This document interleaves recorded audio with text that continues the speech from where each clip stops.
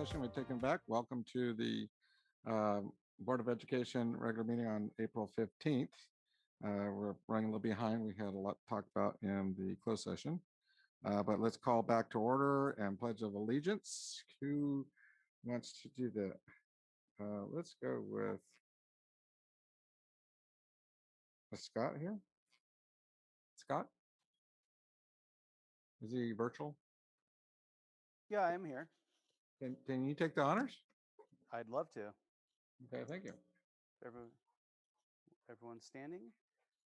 I pledge allegiance to the flag of the United States of America and to the republic for which it stands, one nation, under God, indivisible, with liberty and justice for all. Thank you, Scott. You can't hide all the way behind the Zoom all the time. So with that said, the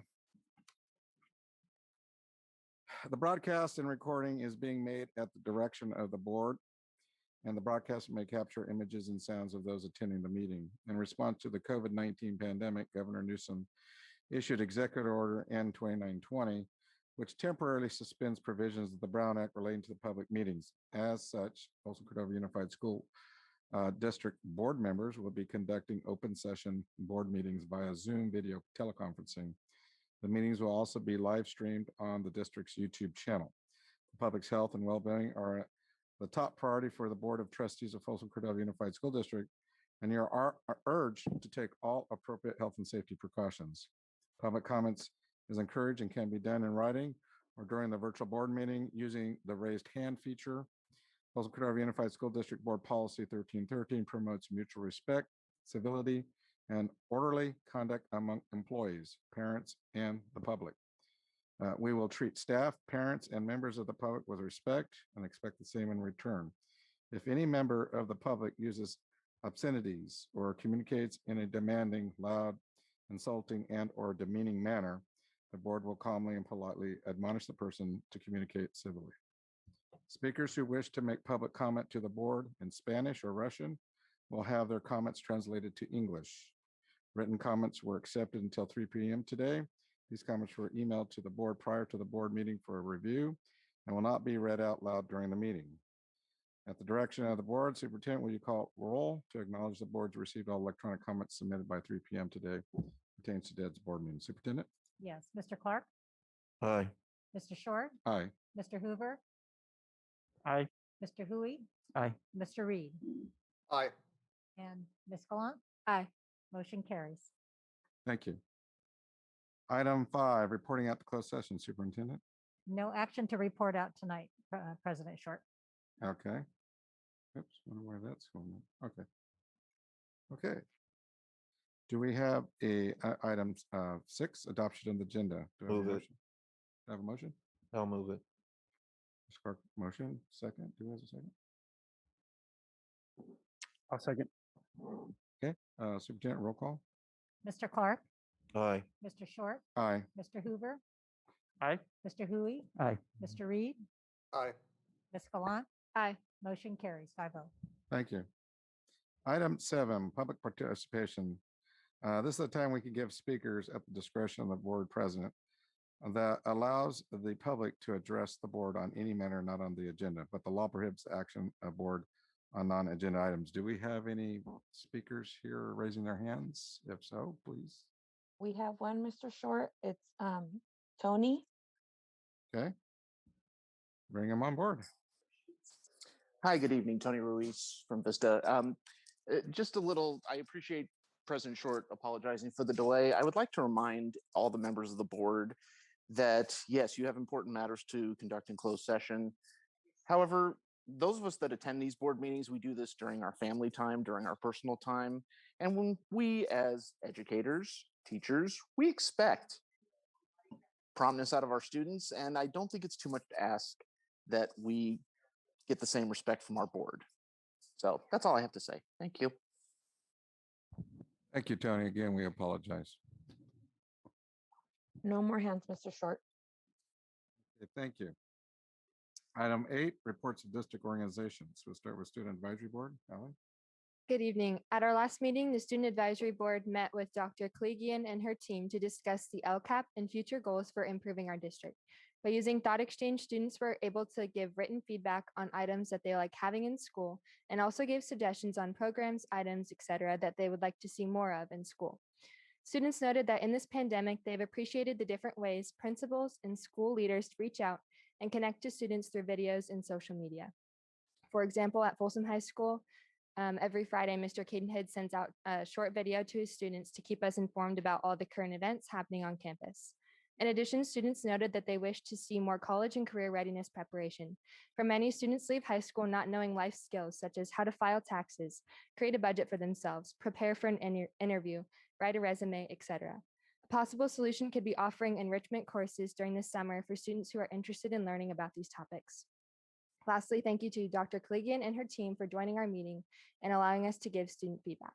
That's all. Thank you, Holly. California School Employees Association.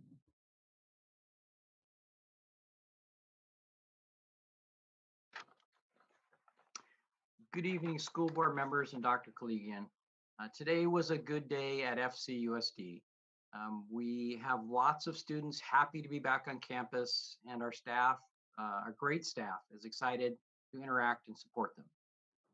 Today is also a good day for another reason.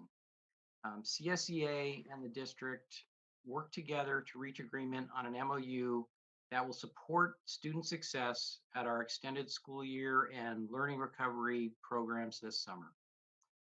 This MOU should attract our bus drivers, instructional assistants, and other essential staff so they will postpone their summer break and be there for our summer school students. We are happy this came together today. We hope you will be supportive of the MOU. Thank you. Thank you. Folsom Cordova Education Association. Good evening, members of the board and Dr. Collegian. We're changing things up a little bit tonight, and so we have a presentation by our treasurer, Tracy Suter, who is also our numbers guru, and she's going to be doing a financial narrative for you this evening. So I'm going to turn it over to Tracy.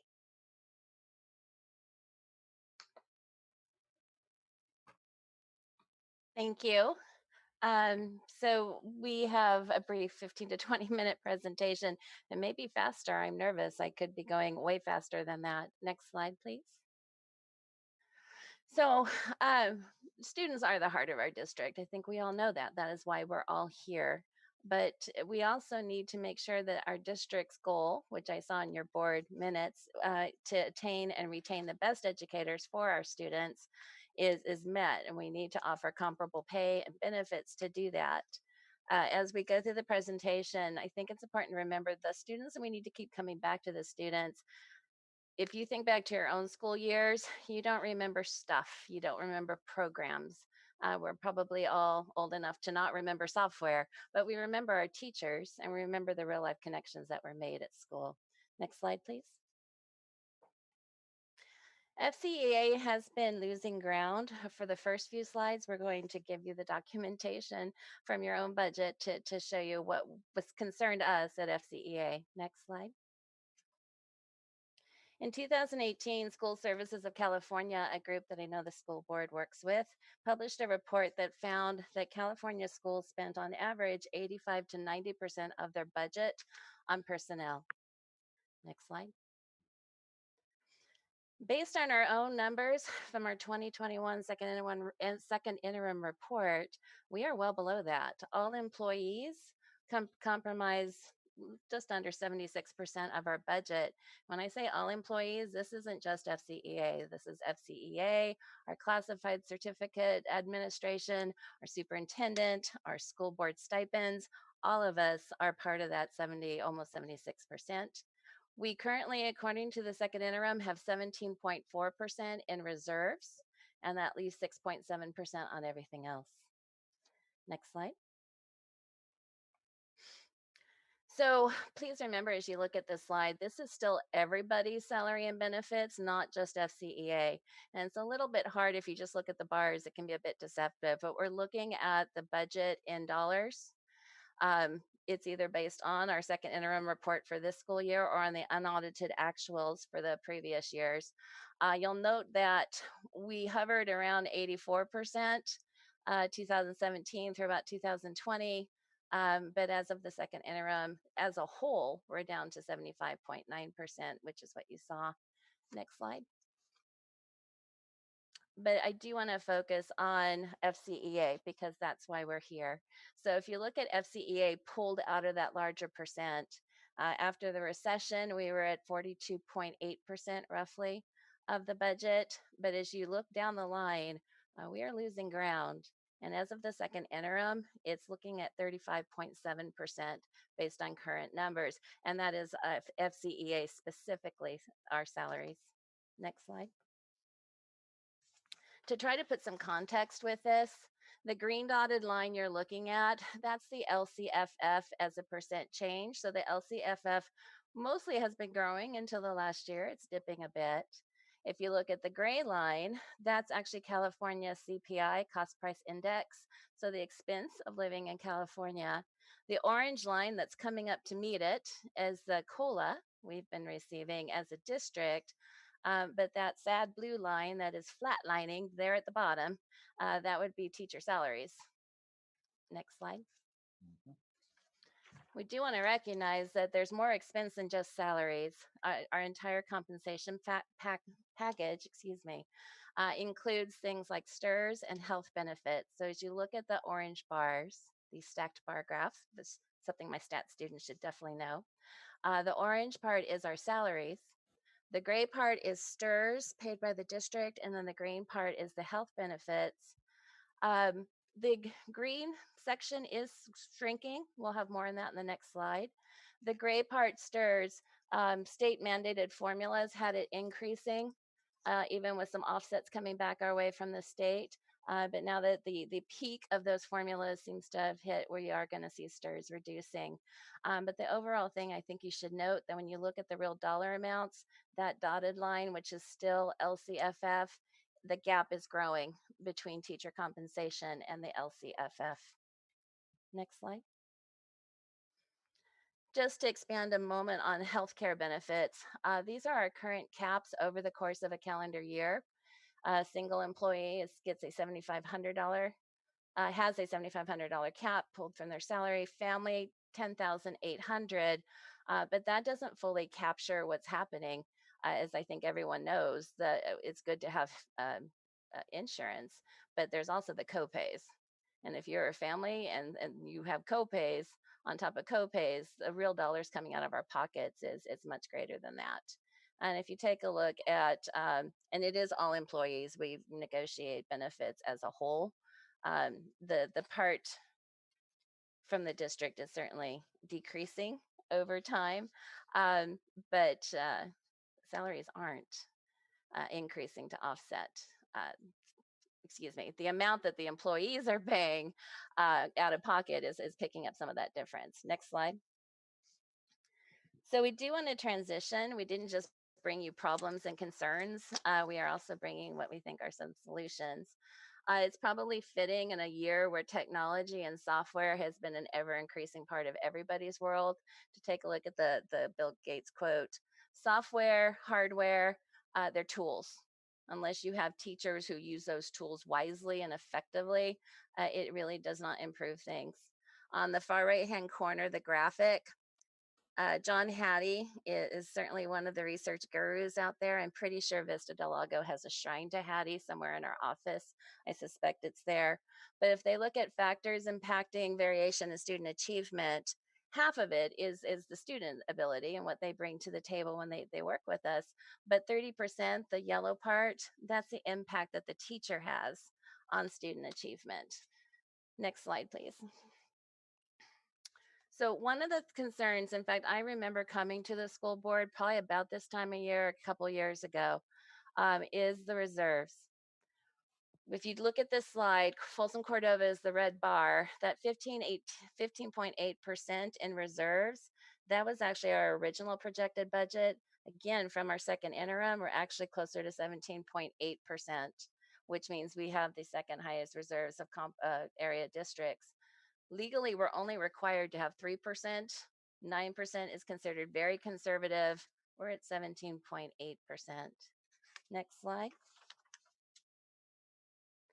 So while the reserves are what we'll focus on towards the end of this, we do have a couple other areas in the budget where we think there is some money. This professional consulting services, budget code 5800. Again, I know I've spoken about this in the past, but one thing our district seems to have had a history of doing is we have doom and gloom in all of our budgets. And then at the end of the year, what rolls over in the reserves is a little bit higher than it was the year before. So if you take a look at, and this is part of how it happens, just focusing on this year, we budgeted 13.6 million for professional and consulting services. As of the second interim, we've actually spent closer to 19 million.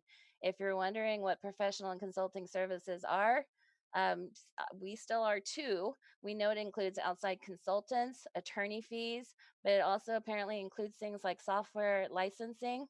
I still think we need to look really closely at what we're spending. I think we need to think through what are our wants and what are our needs. And if it's including things like software licenses, certainly I understand that those would be more prominent right now in our past year with distance learning, but they also should be paid for through all the one-time monies we're receiving for COVID related easing of budgets. So I don't know why it would be sitting here in our general fund if it's going to be paid for out of those one-time monies. Next slide. Books and supplies, I have to say, this is puzzling to me. I think myself and most of my colleagues, budget and supplies meant the Amazon truck pulled up at your house again for the last order that you placed. So how our budget has gone from 8 million at the start of 2021 to actually expending almost 13.5 million is again a bit puzzling. And I think we're wondering if some of those materials that have been bought will be actually paid for through one-time monies, not general fund. So again, we do have some questions. Next slide. If you look at the overall, what we've actually spent as of the second interim versus what we originally planned on, every place we're over, books and supplies, 5.5 million, professional and consulting services, almost 5.5 million, more than what was a pretty good chunk of change to begin with. Services and other operating costs, 6.5 million. We're over spending on stuff and stuff that's well outside the classroom in a lot of cases. If you look at what we're underspending versus what we planned, bargaining unit member salaries is right up there at 2.7 million. And then mandated benefits and health benefits for all the employees also are under. Next. So we believe Folsom's priorities must include serving students by hiring and retaining the best educators, improving salaries. I believe we just said that. We don't need to say it again. The third point I think is critical. When we look at the reserves, growing our reserves is a concern. Yes, we should have reserves. Yes, we should have emergency funds available because emergencies clearly happen, but we don't need to do it excessively. When the state gives us money, it's giving us money for the students that we have, and we should be spending it in those students. We should be reinvesting that money in the people who work with those students, and not just sticking it in a bank account someplace. Next slide. So this one's going to get a bit mathy. We're going to be okay. This is back to our reserves, our Fund 1 and Fund 17 combined. If you look at the green bar, that was 2018-19. These are unaudited actuals. This is the actual monies. We had about 22.9 million. If you take a look at 1920, we had about 35.6 million. It's about $12 million difference in the reserves, and tuck that number away. We'll come back to it in a couple of slides. If you look at that 35 million from 1920 to what our second interim is currently projecting, there's about a $6.5 million difference there. Next slide. So we've talked and we've heard talk about changing to different budgeting, and other methods of budgeting.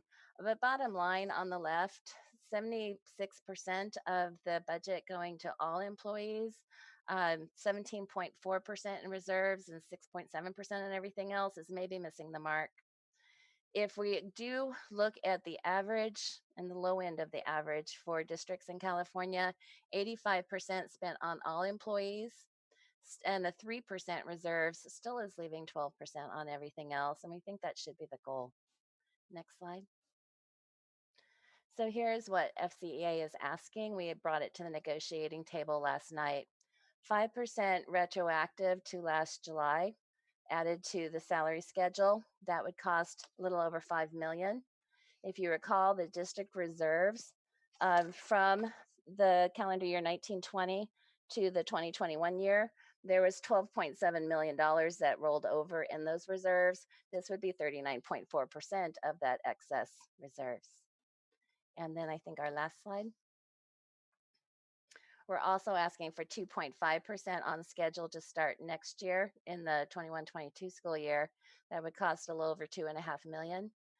Right now, based on our second interim, we have about $6.5 million predicted to increase. And this is increase in reserves. This isn't the reserves. This is the increase in the reserves. And our ask would be 38.7%. Board members, I think you saw the full presentation. There are a couple more slides, but those are, there's an infographic we found. I know there's been some questions about process and procedures by board members in the past, so we did include it in there for you.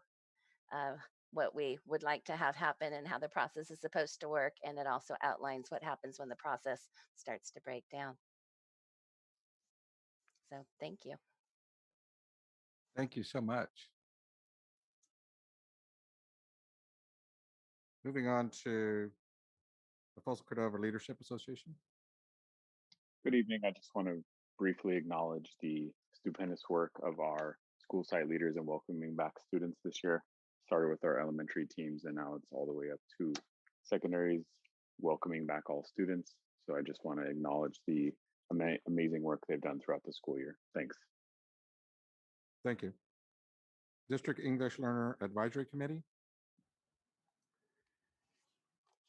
Thank you, President. The board and members of the board, Superintendent Kalikian, and cabinet members and colleagues.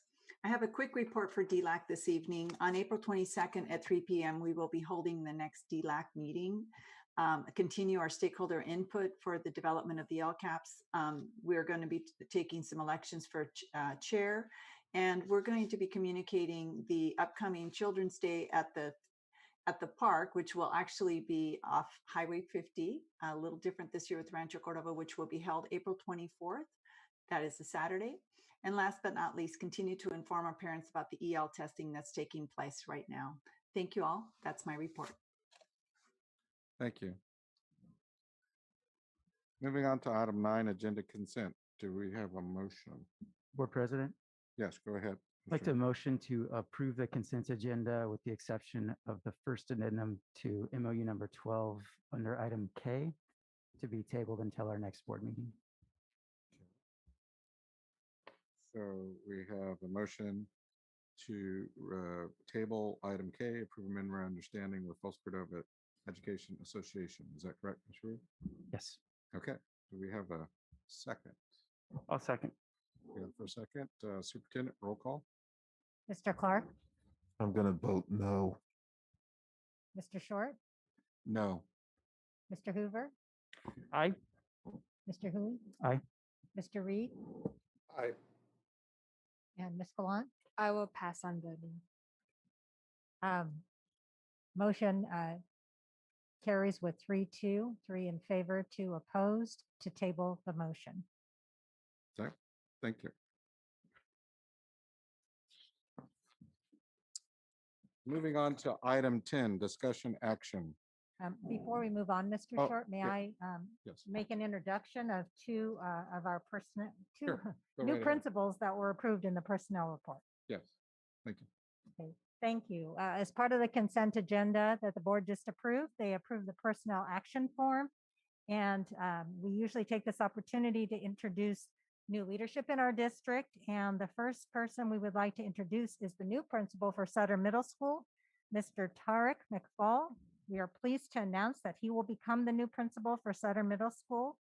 Mr. McFall comes to us from Sacramento City Unified School District, bringing 14 years of educational experience.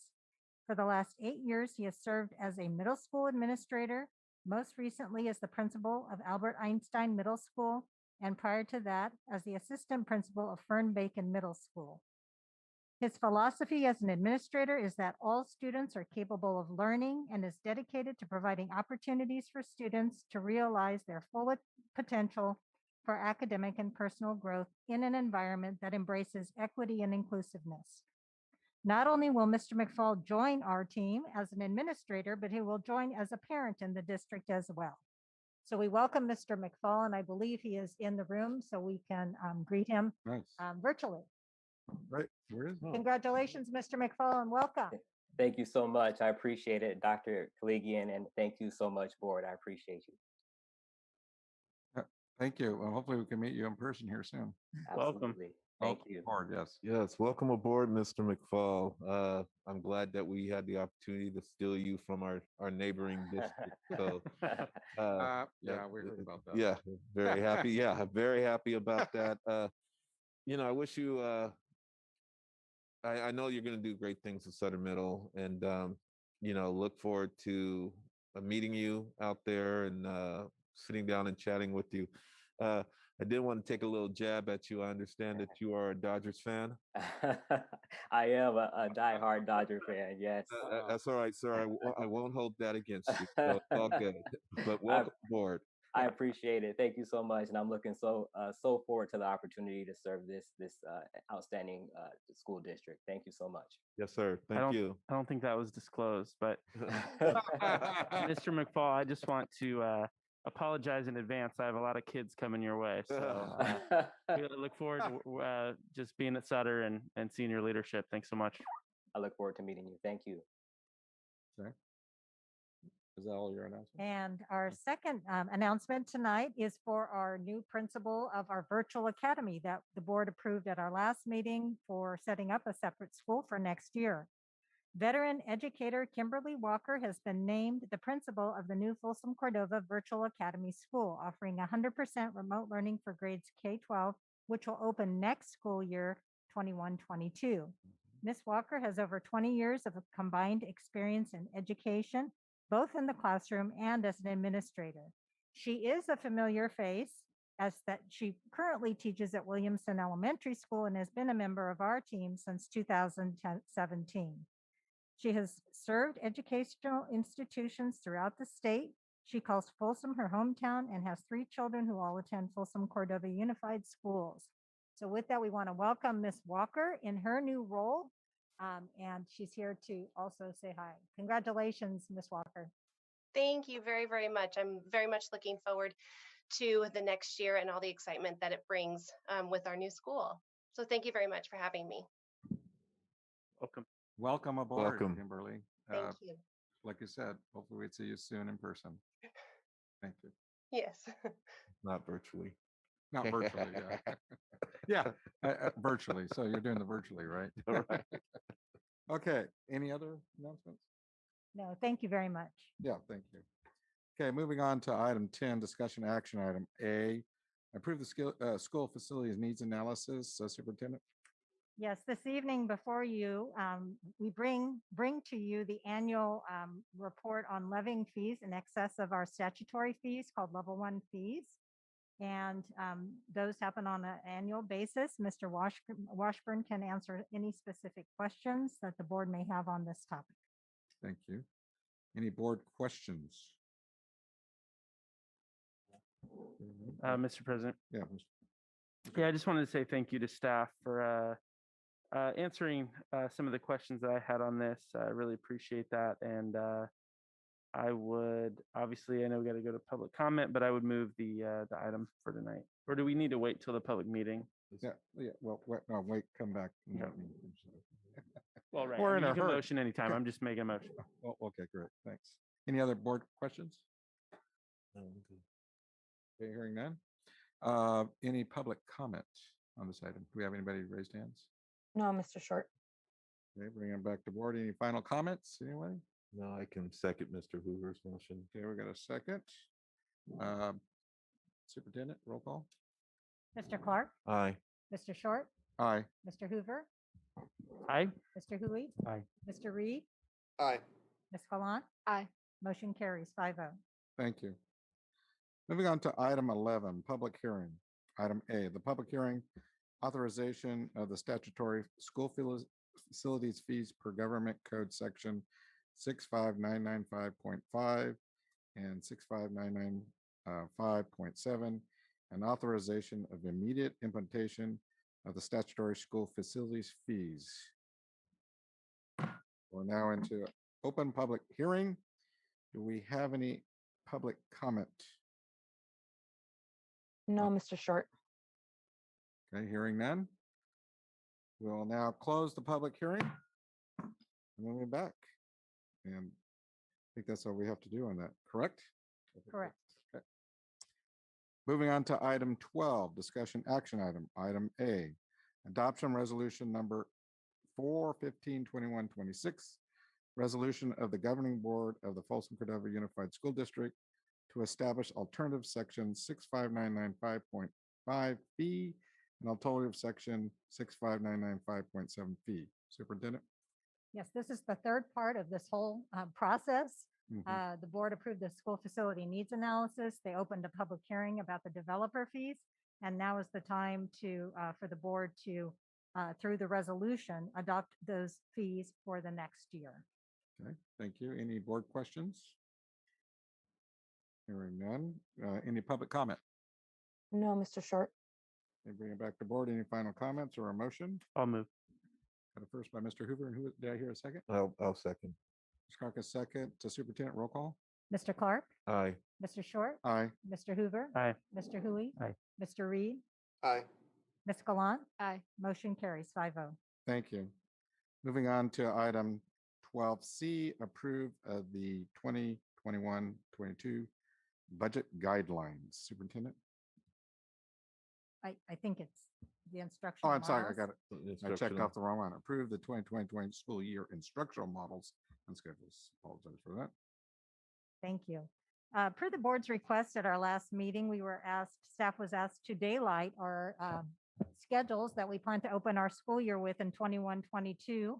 And we stated at that meeting, and we'll go into more specifics tonight, that we plan to open in a 5-day traditional model, but also give the option for the virtual academy that we just approved the principal for those families not comfortable yet coming back in person.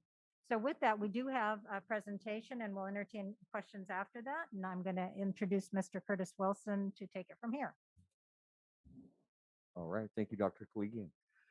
So as stated, the outcomes for tonight are looking at the schedules for fall of 2021 and the timeline for the virtual academy and the take questions. It's a pretty short presentation, as you'll see. Next slide, please. This is a familiar slide. So our intention is to open all elementary, middle, and high schools in a traditional pre-pandemic model. All students, all classes, 5 days a week. That is our intention for next year. Next slide. So this is kind of a reminder of what our traditional schedules look like pre-pandemic. So we can see up there that the TK and K would follow the AMPM model. First and second grade would return to that early late model, and third through fifth grade would be the all day 8:25 to 2:37. And as stated there, the schedule can accommodate distancing between 3 to 4 feet. If we are still in any type of group restrictions or grouping restrictions, we would have to work on the lunch times and adjust accordingly for those things. Next slide. So there's a lot of different schedules here. We're aware that our middle schools and our high schools, depending on your school, have different schedules. So the models are up here, and this is the traditional ones. I'm not going to read through all of it. Those that attended are familiar with those. I'll leave them up for a moment before we pass on to the next one. This is Folsom Middle and Sutter Middle School. Again, traditional bell schedule. Next slide is Mills Middle and Mitchell Middle. And next slide. And then the 3 comprehensive high schools for Cordova High, Vista Del Lago, and Folsom High School. Next slide, please. So moving on to the virtual academy timeline. Of course, starting in the top left, we are in and have been continuing in our planning stages of it. The board took action at the last board meeting and approved the minutes tonight for that CDS verification code. That is the county district school code. The next step in that process is actually tonight, where you have approved those minutes, showing specifically that you gave direction to staff to apply for a new school opening. Those minutes, those approved minutes from tonight, will be sent off to the CDE tomorrow morning for the next step in our process. And the process should be fairly quick from that point. That doesn't stop us from continuing the planning and making the programmatic decisions as we have been doing. We posted for the principal, and tonight board just took action and approved Ms. Kimberly Walker as the principal of that K-12 virtual academy. And starting on approximately April 23rd, we will start our enrollment opening for parents. That will move on for a few weeks, because what we will have to do during that time, as we see students enrolling in that'll impact the other schools as well. And then we'll open up for staffing in May and start making those staffing decisions based on the enrollment numbers coming in. And then you can see the first day of school, August 11th, 2021. It all seems pretty simple with only 7 steps up there, but there's a lot of work going on behind the scenes to ensure a smooth opening and a robust program for this academy. Next slide, please. And any questions, Dr. Huber and myself are here to answer. Any board questions? Mr. Clark. Thank you, Mr. President. Everything looks great. I just have a what if question. If we're looking at, and God forbid if this happens, another variant that comes through and we have a spike, even though I'm totally optimistic by the time August rolls around, we may be in orange, but that's just me being optimistic. But have we considered a plan B? I mean, I've been kind of pushing for that. What happens then? Do we go back to, I don't know, this hybrid schedule? Do we have that in place so we can easily pivot, or is that even in the plans? Would you like me to take that? Well, absolutely. Yes, fortunately or unfortunately, however we want to look at this, we are prepared to pivot in any direction that's necessary. And to go along with your what if question, it's going to be completely dependent on what the restrictions, what the requirements are. But I can assure you that we have every model under the sun that we feel can be adapted for whatever restriction we're dealing with at that time. Okay. I mean, that's good. Yeah, that is good. I just, it was just one of those what ifs. I think that we'll be okay moving forward to a full 5-day, and I'm in total support of that moving forward. Thank you, Mr. President. Okay, thank you. Mr. Huey. Yeah, just a couple questions. First of all, it's really exciting to hear that the virtual academy is going to be open for enrollment. I mean, almost in the next week here. So yeah, great.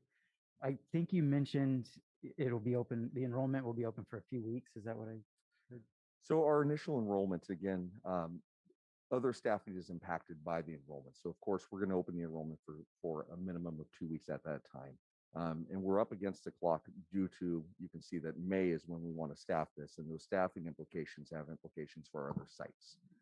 So again, we're flexible in understanding that parents may need more information before they begin that enrollment and may have other questions that we will answer as quickly as we possibly can. So what you'll see starting tomorrow is brochures beginning to be put together that will answer the questions for parents that I know that they're going to have. What is the curriculum going to look like? What is the schedule going to look like?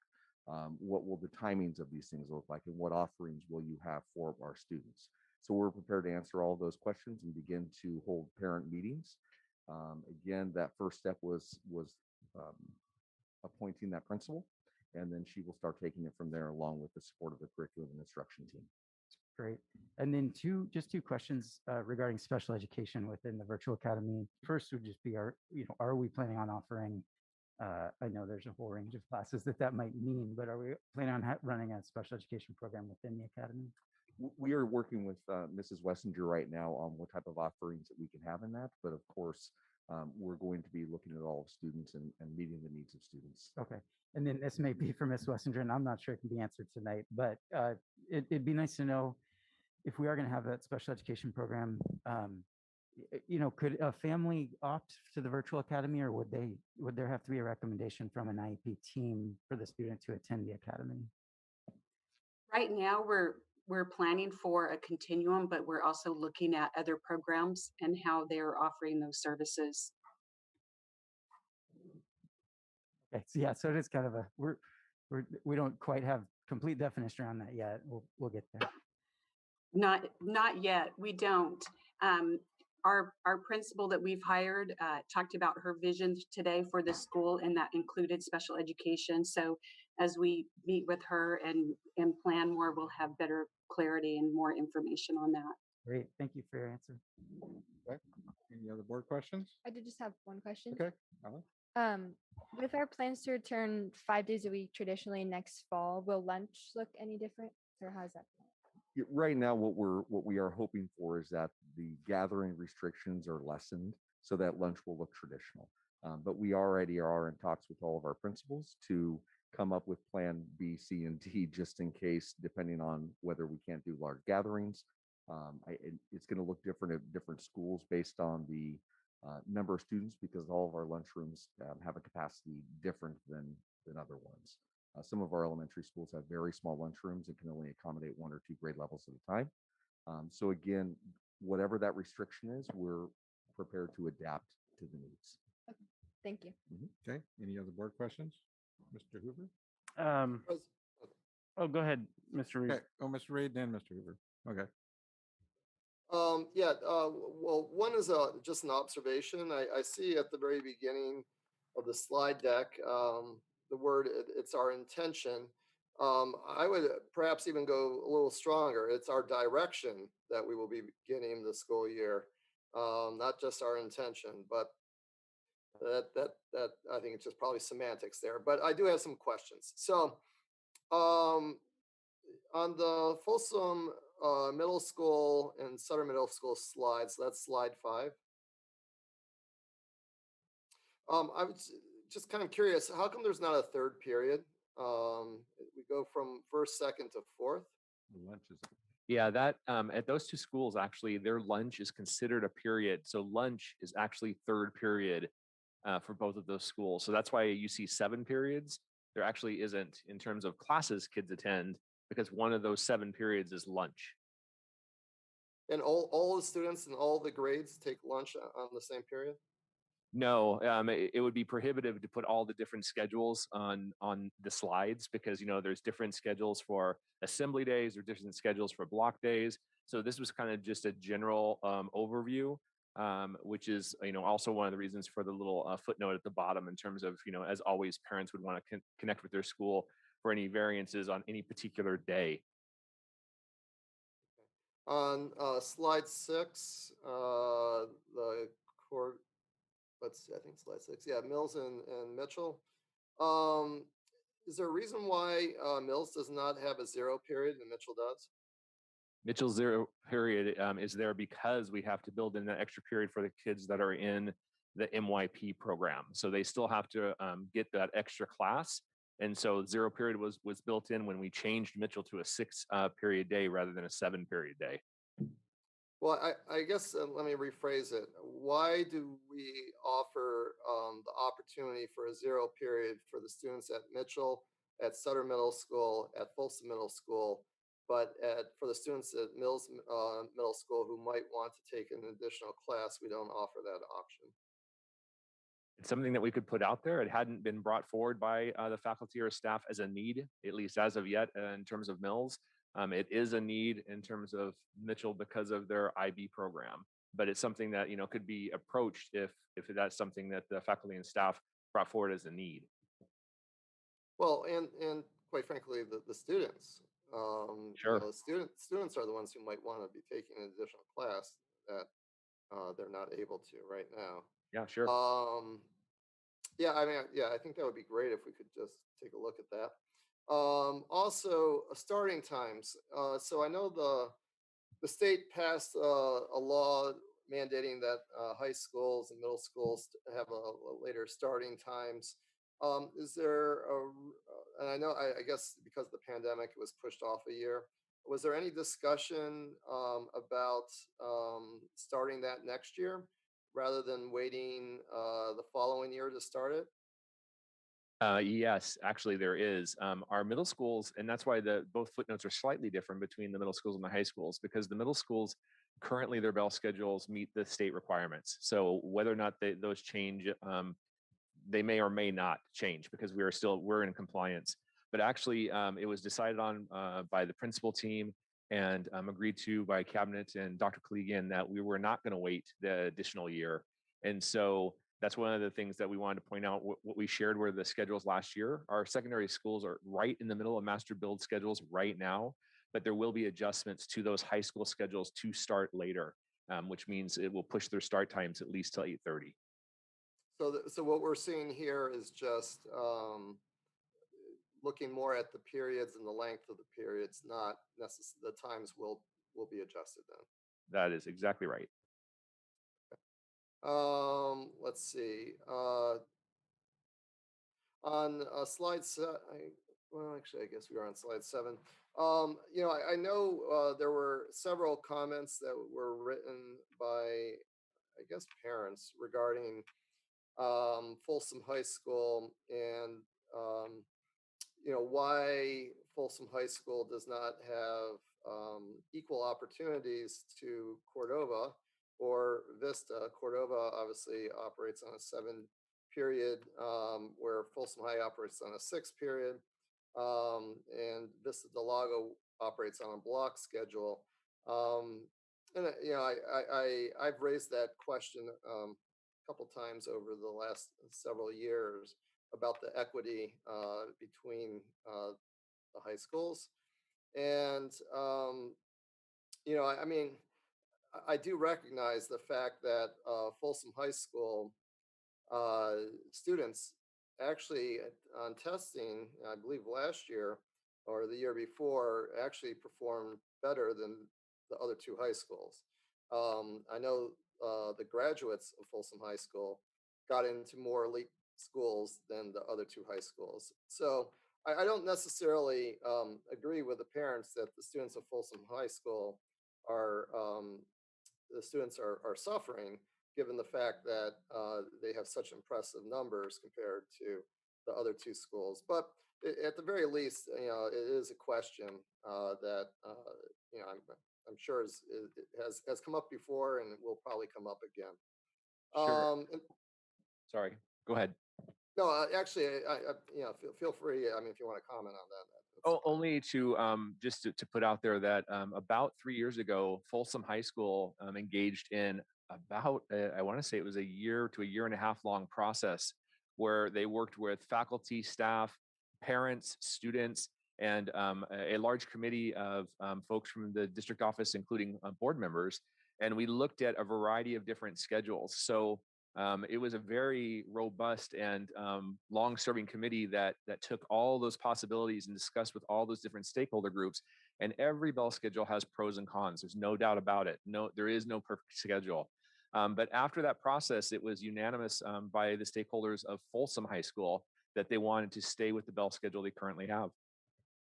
Yeah, and I think it's probably worth noting that if we're going to go to a later start time for high school, that current 0 period, which starts at 7 a.m., which I'm gonna go out on a limb and guess that it's probably not a ton of students who want to take advantage of that 0 period. But if that 0 period is pushed back a little because of a later start time, that 0 period actually becomes the opportunity for students to take additional classes that they normally would not be able to take, I suspect, correct? I would definitely agree with you. Okay. And then finally, just an observation, and I'll probably make this observation again on the Folsom Cordova Virtual Academy. I know that, you know, it's a placeholder name for the academy. I would advocate that we call it the Folsom Cordova Academy, not the Folsom Cordova Virtual Academy, just because we will obviously be issuing, I assume, diplomas from this school. And I don't know, long term if individuals necessarily will want to highlight that it's a virtual school. Maybe they will, maybe they won't. But I actually think that taking the virtual out of the name and just call it the Folsom Cordova Academy or something else might be something we might want to look at. Obviously, it's not an agenda item for purposes of today, but and I know staff is looking at that issue. So those are all the questions I have for this agenda item. Thank you. Thank you, Mr. Reed. Mr. Hoover. Thank you. I think Mr. Reed touched on most of my questions, so I just want to. I believe we already talked about a discussion at some point about the name of the school. I assume that'll Yes, we come in a did. future meeting. So, but I just want to thank staff for putting this together, putting this out to our families, and just showing how committed we are to actually making this happen. So, thanks so much. Thank you. Alan, you have it? You're right. Okay. Yeah, the only thing I just want to concur is the naming also. And I want to thank staff on the presentation and the virtual academy. I think that we're good. So with that said, do we have any public comment? Any raised hands? Yes, Mr. Short, we have a couple. Yes, can you bring them on board, please? Yes, first is Jen. Hey everybody, it's Jen Tarbox. First, I just want to thank everybody for working so hard on getting the kids back on campus, even for the 4 days. I know initially some people didn't think it would make much of a difference, but personally, I can tell you, I have a senior that was in fear of failing one of his core classes. And as of right now, he is sailing good and ready to go and ready to graduate. He has amazing teachers at Folsom that have worked with him and brought him into the classroom, which is what he needed. So just thank you, because it did make a huge difference, especially to a senior, my senior that, personally. So I really appreciate it. And I hope you guys all know that it did make a difference in a lot of kids. Real quick, this one's for Clark, not a question to him, but make sure when you're doing the virtual academy, did anybody answer the question in regards to the athletics? And if the kids at the virtual academy can participate, so hopefully that's part of your pamphlet. And then the only other thing I want to bring up is that I saw that of course, we want the full 5 days. That's great that you have plan Bs kind of going, but I did see that it's not until in July where you have a special meeting if you have to pivot to a different plan. And that's only 2 weeks before school's supposed to start. I just kind of want to put out there, maybe push that a little bit sooner to be prepared so that we're not left 2 weeks before school's supposed to start with another plan having to be approved. Because at this point, parents need to be informed more in advance. Everything was kind of last minute and quick changes, and it made everybody really intense, and it was very frustrating for a lot of people, teachers, parents, the board. I don't think 2 weeks is enough time to really pivot to another plan right before school starting, because that's going to have a lot of people on edge. And we want to make sure that the parents and the kids are informed in advance on what possibly can happen. So hopefully you guys will give those plan B and C's out to us also, so that we can make the choice if that's something we'd even want to do or move our kids. Hey, thank you. Sorry, Mr. Short. Next, we have Kara. Hello, my name is Kara. I had a quick question about the virtual academy. Will the high schoolers who are in the academy be able to participate in high school sports? And will the courses that are offered at the virtual academy be NCAA compliant? So basically, if they go to this, will they still be able to play sports in college? Because Walnutwood is not an option for that. So I just wanted to see if the virtual academy would follow the lines for the NCAA compliance. Thank you. Thank you. Next. No more hands, Mr. Short. Mr. President. Yes. If I can have that last, I mean, you want to. That's very important. Well, I'm bringing especially athletics. Bring it back for me. board. Yeah. I'm bringing it back for okay. a final comment. So go right ahead, Mr. Go ahead. Oh, okay. Thank you. Yeah, that's maybe Mr. Wilson can answer that for me. That's kind of a concern, especially with the sports. Are we gonna have something in place for our students that attend the virtual academy? Yes, Just- absolutely. That was extremely important as we were going through the selection process of the curriculum and the offerings of the coursework, that they are not only NCAA compliant, but we're also A to G vetted as well. So absolutely, that is our goal. That's where we will be. And I knew that was important to our community as well as our board. Okay, and I'm assuming that it'll be their neighborhood school that they can play. Okay. Yes. All right. I'm good. Nice. Yeah. Any other final board comments? Yeah. I don't think so. Mr. President? Yeah. Oh, Mr. Reed. Yeah. I'm just curious, and it's probably going to happen, I suspect, after enrollment starts. But now that we have a principal for the virtual academy, I assume we're going to develop a code of conduct, or for lack of better words, for those students that wish to participate in the virtual academy. And I guess one of my questions is, are we going to mandate that the cameras remain on? Obviously the virtual academy is not going to be for everybody.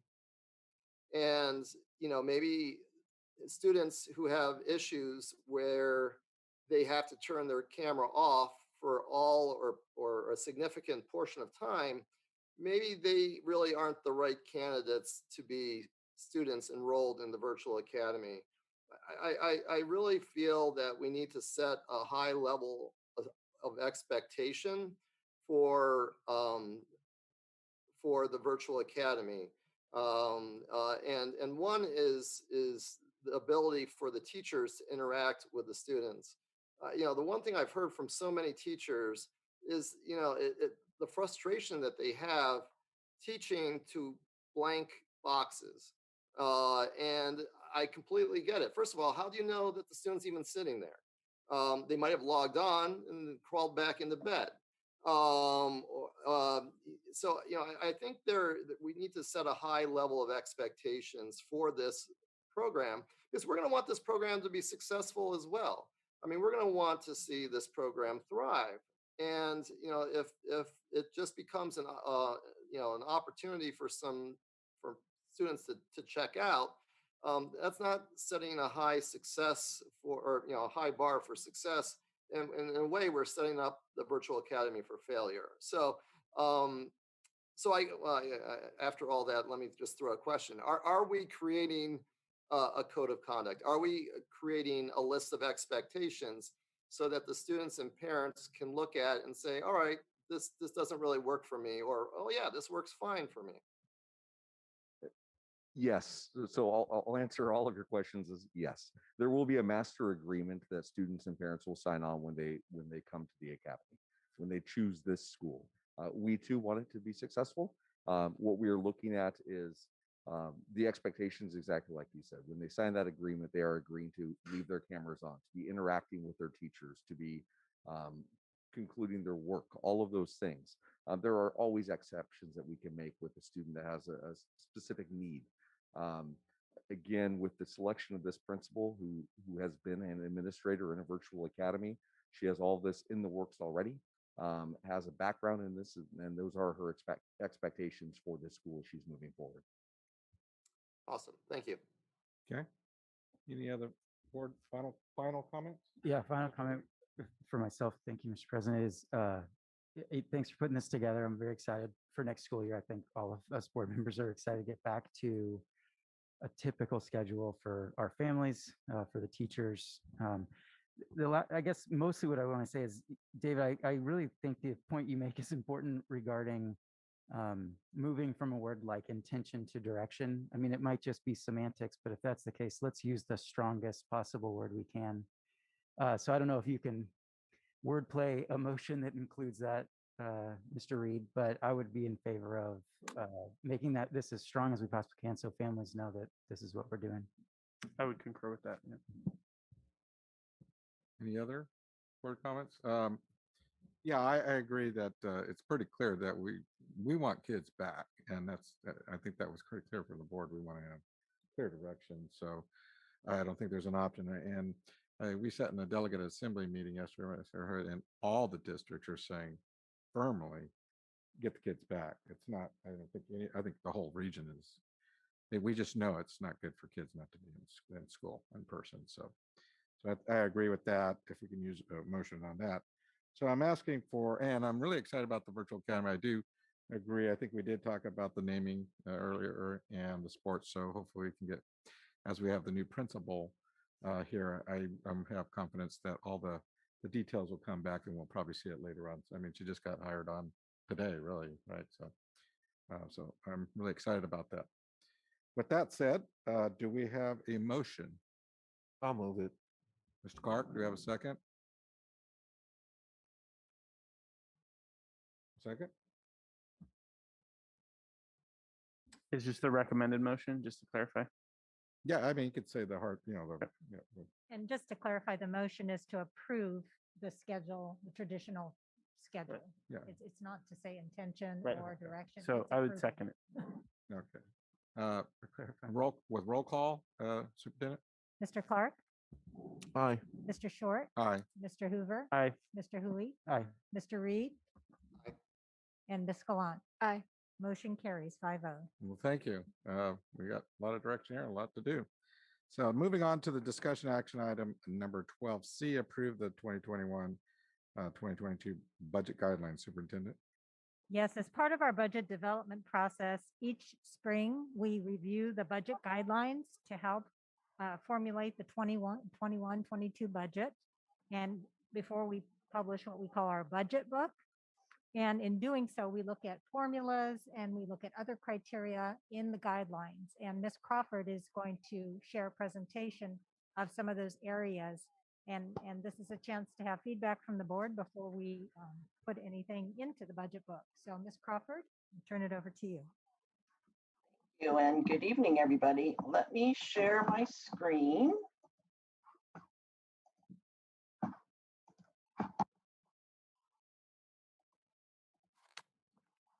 Okay, so as Dr. Kaligian said, this is our annual presentation of our budget guidelines.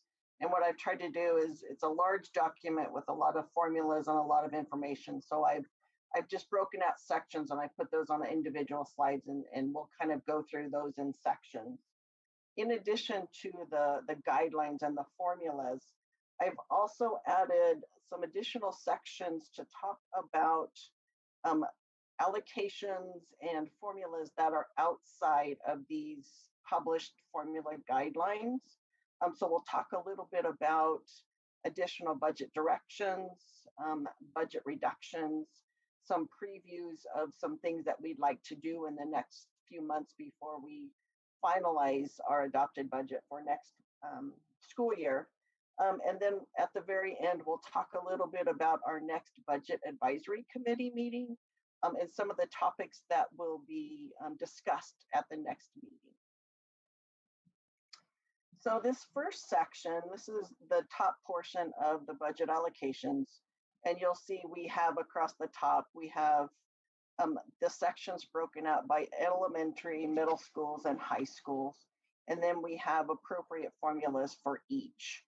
So on this page, we're not recommending any formula changes. We are recommending for the opportunity program, and I've designated that in red. That would be a program that we are looking at because we have a few vacancies for the teachers that have been operating that program. We'd like to reimagine how that program looks, what we can do a little bit more differently, and then use one-time funding for this program. So that would be one of our recommendations. In this section, this is just a continuation of some of our certificated formula allocations. We don't have any recommended formula changes here.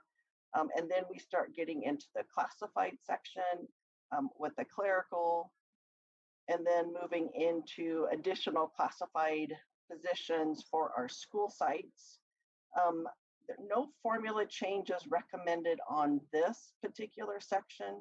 We would like to look at some of our vacant positions, and there will be a couple of slides coming up where we'll talk a little bit more about additional vacancies. but we'd like to look at those positions, review job descriptions, look at what those duties are, and then possibly recommend future formula revisions on that. So that would be further discussion, but we would start that process this year. And some of that will be discussed in our Budget Advisory Committee meetings coming up. So on this slide is additional positions we'd like to look at. We do have quite a few vacant positions right now. Some of those are our library clerks, our technicians, our assistants. We also have a significant amount of open positions in our yard duty employees. So those are definitely some positions that we want to take a look at. While they are vacant, it actually gives us an opportunity to actually look at those programs without affecting any employees. So this is really the time that we could do that. We'd also, we started the discussion with our principals in terms of our noon supervision and our extra supervision, playground recesses, that kind of thing, looking at a formula that works for the majority of our sites. One formula doesn't fit for all, so we want to get some more feedback, look at our schedules as we are preparing those and seeing if we can recommend some revisions on that formula. On this slide, we have some of our supply allocations, and we had talked about this earlier in our budget study sessions and in previous interim presentations. We've talked a little bit in our Budget Advisory Committee. We've had over the past few years, we've had carryover that has continued with our sites. So one of the ways that we are looking to address that is looking at those formula allocations per student. So our initial suggestion was to reduce our instructional supply allocations, look at our instructional materials or textbook allocations. We'd like to reduce that about 10 to 15%. And we would look at these numbers here, and our goal is to get to about 150,000 in the supply allocations and a $200,000 reduction in our instructional materials. We'd also like to eliminate the Chromebook repair line. We've never been able to establish an actual allocation or a formula, so that's really never happened. And with the amount of Chromebooks that have been distributed, I don't think it's probably an appropriate allocation at this time. And then the last line on this page is for our clubs. Originally, that was an $11,000 allocation. We need to increase that to $13,000, and that's based on the stipend schedule in our bargaining agreements. And again, we have parent coordinator positions that we also have significant vacancies in. So this would be another position classification that we'd like to take a look at and review our job descriptions and possible formulas.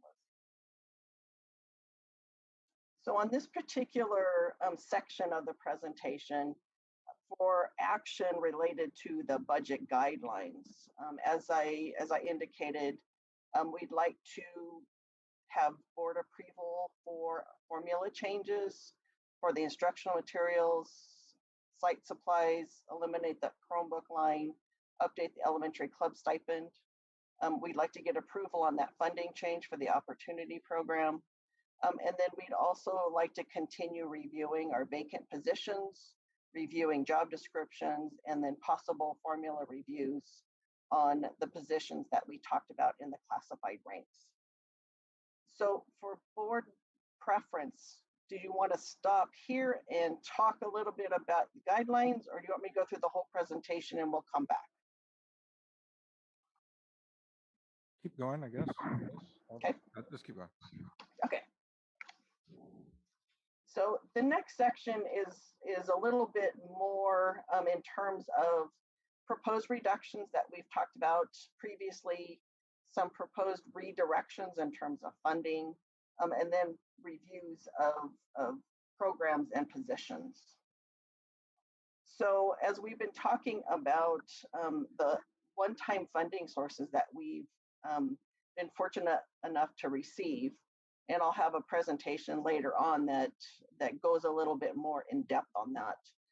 There's several things that we'd like to look at in terms of redirecting to those one-time sources. So our energy savings, we've talked about that previously. As we are upgrading and replacing some of our HVAC units for our MERV 13 filters, we'd like to continue that and move towards upgrading some of our EMS controls, some additional HVAC replacements and repairs.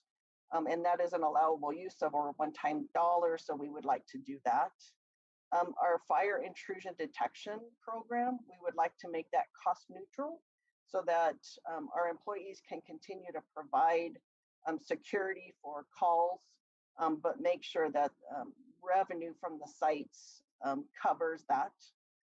Some of the programs that we'd like to redirect, we had already talked about summer school is a perfect use of those one-time dollars.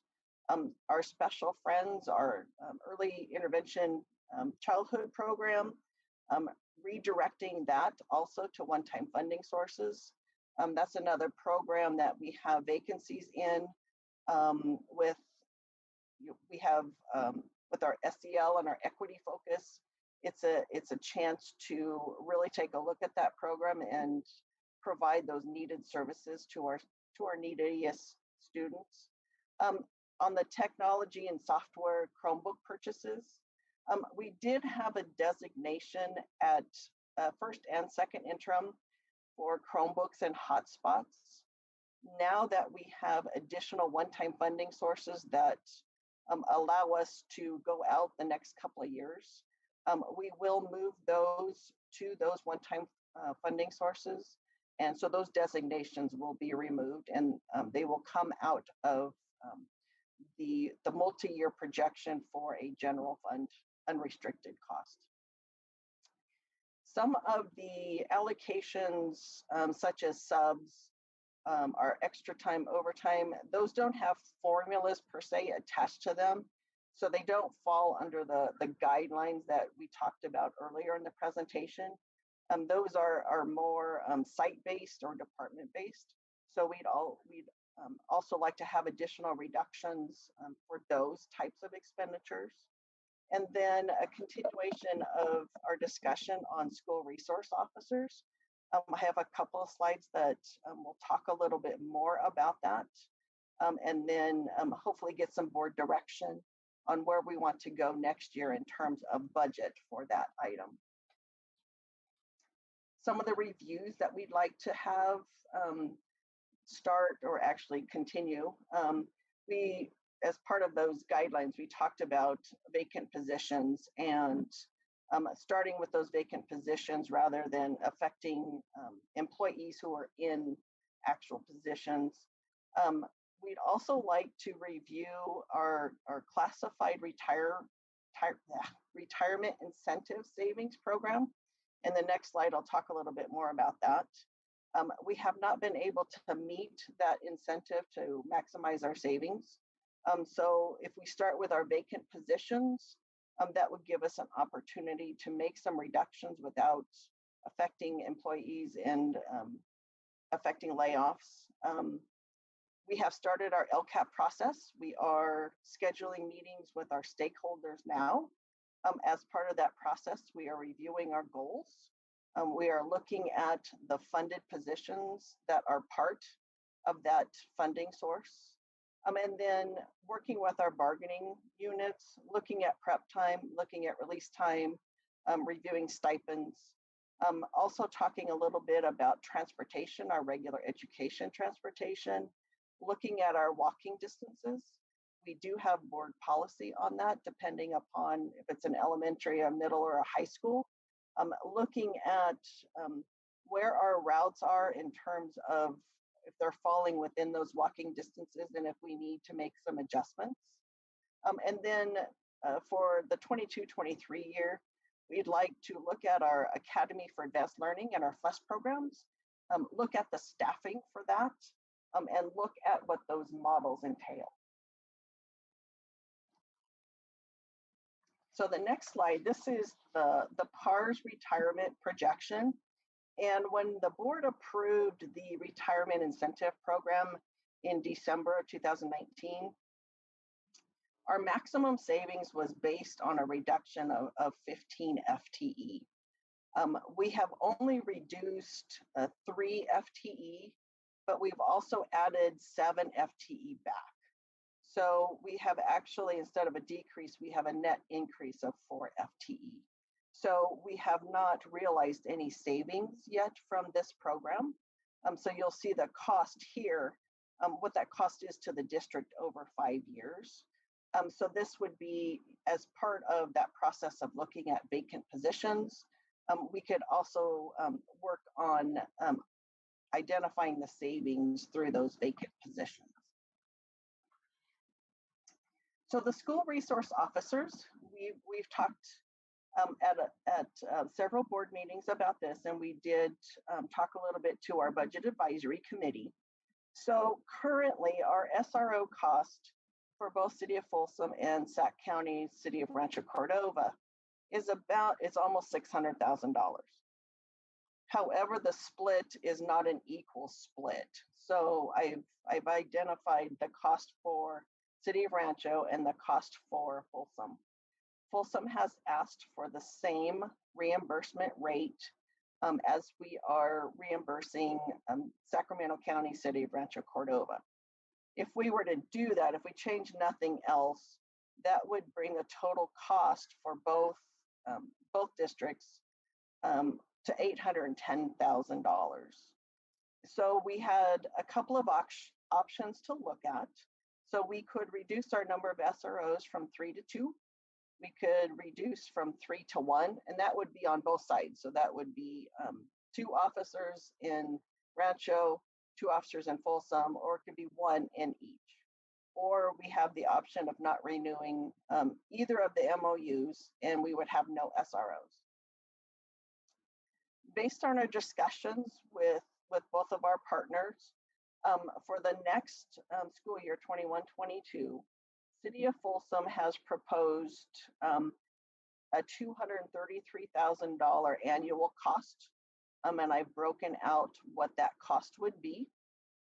It would be 2 officers, we would pay for 1, they would pay for 1, so it would be 2. And the same for Sacramento County Sheriff, City of Rancho Cordova. Their amount is slightly higher. Again, the breakout is here. If we were to make sure that the reimbursement was the same as Folsom is requesting, the total cost would be $500,340. We had originally proposed a reduction of our SRO program of $200,000, bringing the cost down to $500,000. That only gets us a decrease of a little over $93,000. It does decrease our officers from 6 to 4. But it doesn't realize that initial savings that we had counted on. So this will be part of the discussion and staff request for board direction at the end of the presentation. So this next 2 slides, we had included this in our multi-year projections. And this was showing the compounding effect, where we could make additions or reductions in 1 year and it would carry forward for the next 2 years. So we've updated it with additional positions that have been added.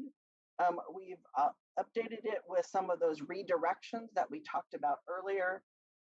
As we've been working our way through building our budget for next year, meeting with departments and programs with our zero-based budgeting program, our process, looking at how departments and programs are organized, looking for efficiencies. So we have a couple of lines on here. They have no dollar amounts.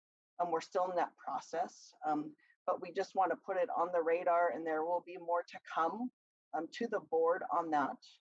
But you'll see some of those additions and some of those reductions, how that compounds over 3 years. And what that total effect is when we move forward. I've also added what a cost of 1% is for a salary increase, just for reference.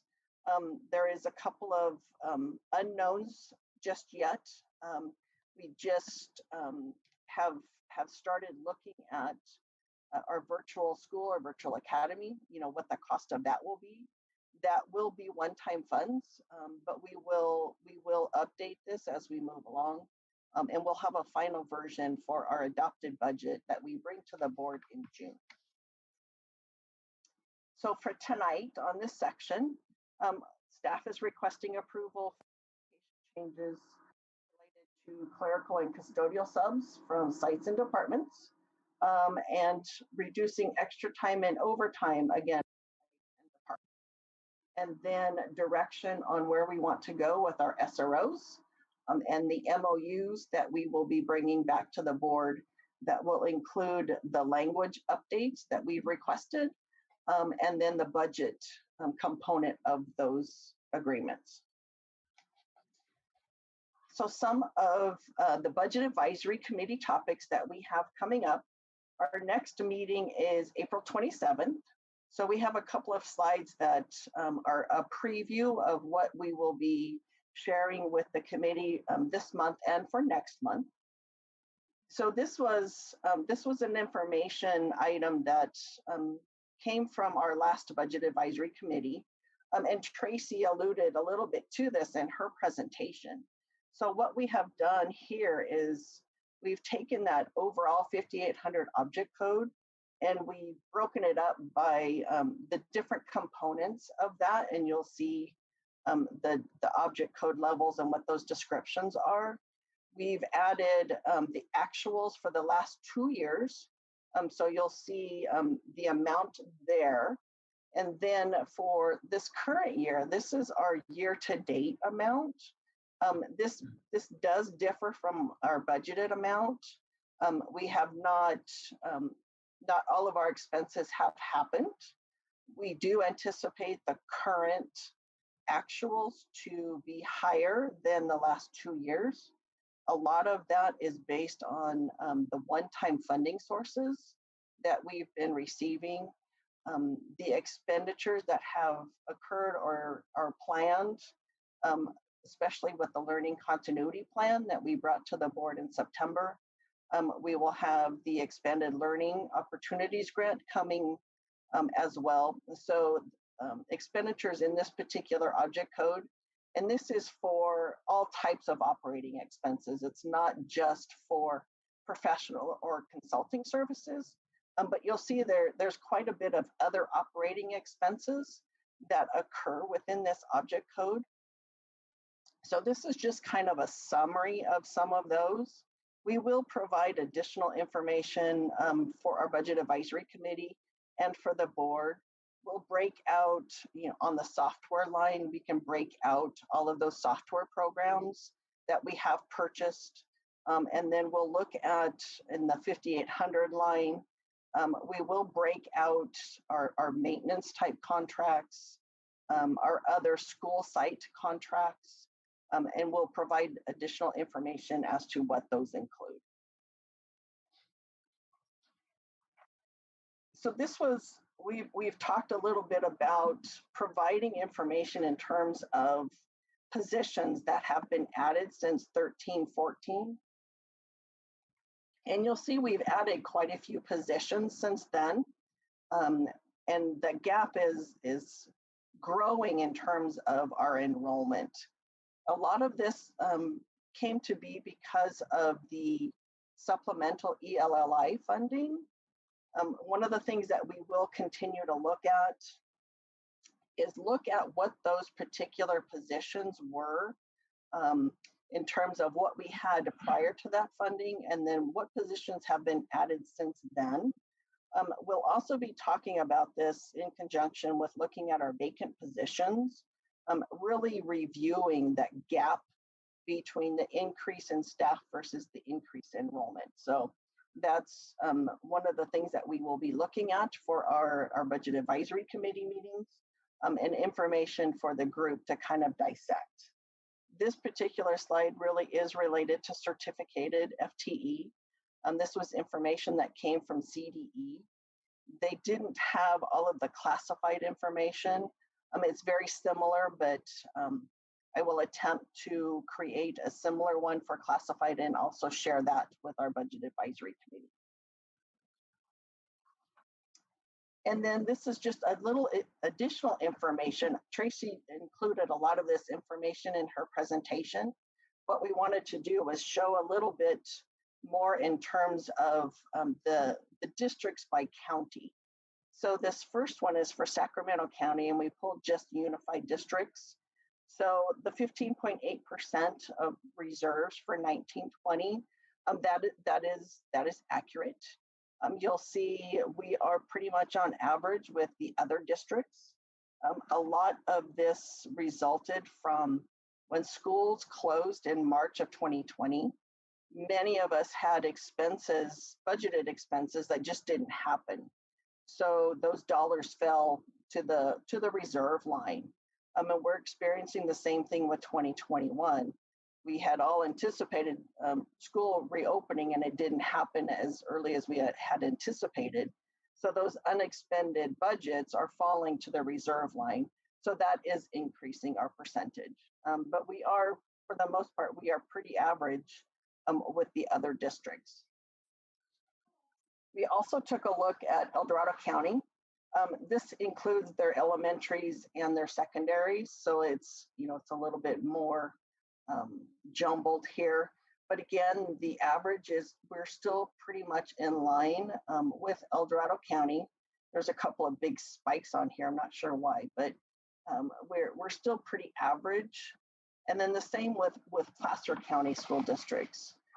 Again, this is elementaries and high schools. They also have a couple of spikes, but their average is between 15 and 20%. So coming up next for this month and next month, we have our budget advisory committee meetings. We have one this month and one next month. Our LCAP stakeholder forums, and that will include not only LCAP, but that will also include discussion about our one-time funds. We have started budget development, so there's more to come on that. Next month, we will be bringing the expanded learning opportunities plan to the board for approval. We'll also have an update with the governor's may revise. We'll have an LCAP draft. And then in June, we will have adoption of both the budget and the LCAP.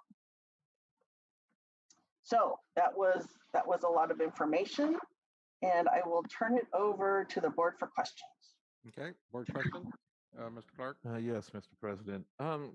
Ms. Crawford, you talked a little bit about the opportunity program and the one-time funding that we're going to use for that. How many years of that one-time funding are we going to have? Depending on the funding source, we have a couple of sources through 2023. Okay, and what happens after 2023? That will give us time to review those programs, look at once the funding has expired, if we move that back to the general fund, if that could be funded from another funding source at that time. It just gives us flexibility in terms of reviewing what that program looks like. Okay, because I noticed a lot of the one-time funding, and I'm imagining that that's going to go until 2023, most of it, correct? Yeah, it's there's the different pots, and there's a lot of pots. There's multiple timelines associated with all of them. But yeah, we have from March, May of this year through 2023, I believe it's August. Okay, and there's something that I think I saw in here about site supplies. Yes. And we're trying to cut that. I mean, what supplies are we talking about when you say site supplies? I'm not sure what page that's on. I should have wrote it down. This one here? Yeah. They have discretion for the most part. We give them per student, and they use that for administrative. They use it for custodial. They use it for teacher supplies. They use it for what they need to operate their sites. Okay, so you said teacher supply. Mhm. Is there any way we can use one-time dollars for that, for their supplies?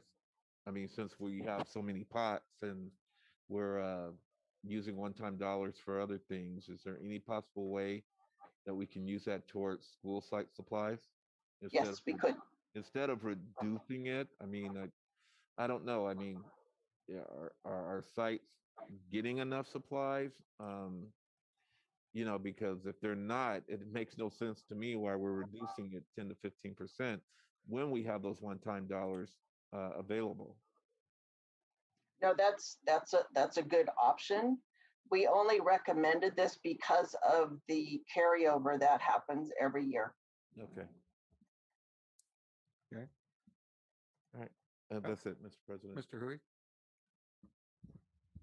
Yeah, Ms. Crawford, on page 14 regarding the school resource officers, we have the numbers here for if we moved from 3 to 2. And within that, it looks like the district pays for an officer and then the city pays for an officer. Do we know if we move from down to one officer in each area? Are the cities willing to pay for half of those salaries? Would we be on the hook for the entire salary? We would have to have that discussion with them. The options that we discussed were we would pay for one and they would pay for one. That way we didn't have as much of a reduction, but that is something that we could discuss with them if they would still be willing to split the cost of the officers. It's definitely something we can ask them. Yeah, I'd be curious to know. Otherwise, it seems like if we do reduce to one, we're paying the same amounts essentially as we're going to get for paying for two in each area. So, right. Yeah, if we can get that info, that would be helpful. Okay. Okay. Mr. Hoover? Yeah, I don't have a whole lot. I think just as you all are seeking feedback on school resource officers, I certainly, I think that information would be good to have. I think other information that would be good to have would be not just the cost analysis of our school resource officers and reducing them, but also what is the practical implication of that? It should be part of that discussion. So for example, if we go from 3 officers to 2 officers, what will change at our schools in terms of what they're able to do, and in terms of what kind of coverage we're able to expect and that sort of thing. I think that's something I would like to get along with the cost analysis as well. And let's see. My other question would be, we've been talking about school resource officers for a few months, but it recently dawned on me that, I'm very curious what the community thinks about this issue. So do we have any data on our communities, both Folsom and Rancho Cordova's thoughts on this issue itself? I know this is obviously an important issue to a number of people, but do we have any data from our community on this issue? I believe previous board meetings, we did have public comment. And I believe Scott has actual data that was provided to the board. We can look at that again and discuss that further. We can get more public feedback. Okay. Yeah, I think, and we can talk about this. Well, this is an action item, so we can hear what the public thinks as well. But I personally would like to, before we vote on something like this, I agree with Mr. Hui. I think it's important to have all the information to make the right decision. But before we take a vote on the actual cut or the actual change, I would like to do a survey in our district of our community, our families, and actually ask, maybe even present them with those three options, right? Yeah, whether they support spending a little bit more to keep them where they are, whether they support a reduction, or whether they support an elimination. I think those questions are questions that we should ask our community before we make a final decision on this. So that is something I would like to see before we have to vote on this, is some sort of survey of our communities. And it would be great to be able to see that broken down by city or by district, or however we want to do that. But I think it's important to get, a full, just a full appraisal of where our community stands on the issue as well. Okay. We can do that. Mr. President, if I can Yeah, chime Mr. in real Clark. quick. I know that Mr. Hoover talked about input from the community, but is there any way we can get input from our students as well? We've heard from them, and I just don't want to turn a deaf ear to them. I want to hear from the parents. I want to hear from the community. Heck, I want to hear from the both Rancho and Folsom law enforcement as well. But I think we need to maybe broaden that survey out to the students. I know that over the past few months, Up has been very vocal, and I know that the majority, I won't say all of them, but the majority of those students were from our district. So I'm just wondering, it might be a good discussion item for students at school, but to see a survey including the students as well. Okay. Mr. Reed, do you have any questions? Several, yes. Okay. Ms. Clark, you're done, right? Yes, sir. Okay, go ahead, Ms. Reed. Actually, I also had some questions about the school site supplies, but I think most of them were answered by the previous questions. So Rhonda, are you saying that you came up with 150,000 because at the end of the last several school years, you've had $150,000 that went unused and rolled over? Is that correct? Or did I misunderstand that? No, that's correct. Actually, it's been significantly higher. We didn't want to cut it substantially. We know there's going to be some reductions in other areas, so we wanted to start reducing that carryover. It has been a topic of conversation the last few years because it continues every year. So it was a way to, our assumption was that we were over allocating the schools because they continue to have that carryover. So this was a way to start reducing that, maybe rebench how we allocate and how those dollars are spent. Would you say that the over allocation where funds are going unused is consistent across all 33 schools in the district, or are some of the schools spending their allocation and some are not? It is not consistent. There are several sites that do spend their dollars. However, the majority of them don't. All right. Yeah, that's helpful. I was very leery when I saw that proposal, but your explanation makes a lot of sense. I mean, if these are extra dollars that are going unspent, and we're just rolling them over, then it does seem like there's an opportunity for a reduction. And as you indicated, you didn't take it all the way up to but you were a little bit more conservative in identifying the number. So, I feel comfortable with that. So my next question involves the career guidance clerk and the library clerks. So when you say you're going to look at those positions, and forgive me, I don't remember the exact years. I might be correct, I might be incorrect, but I want to make sure we're not repeating history here. I know when things were a little tight back in 2009, I believe, 2008, 2009, we eliminated the career clerks, career guidance clerks, and the library clerks. And what resulted for about 3 years is the wealthier schools with more robust PTAs were covering the costs of some of these functions, and I guess the schools with less resources or that did not have a PTA or PTO went without.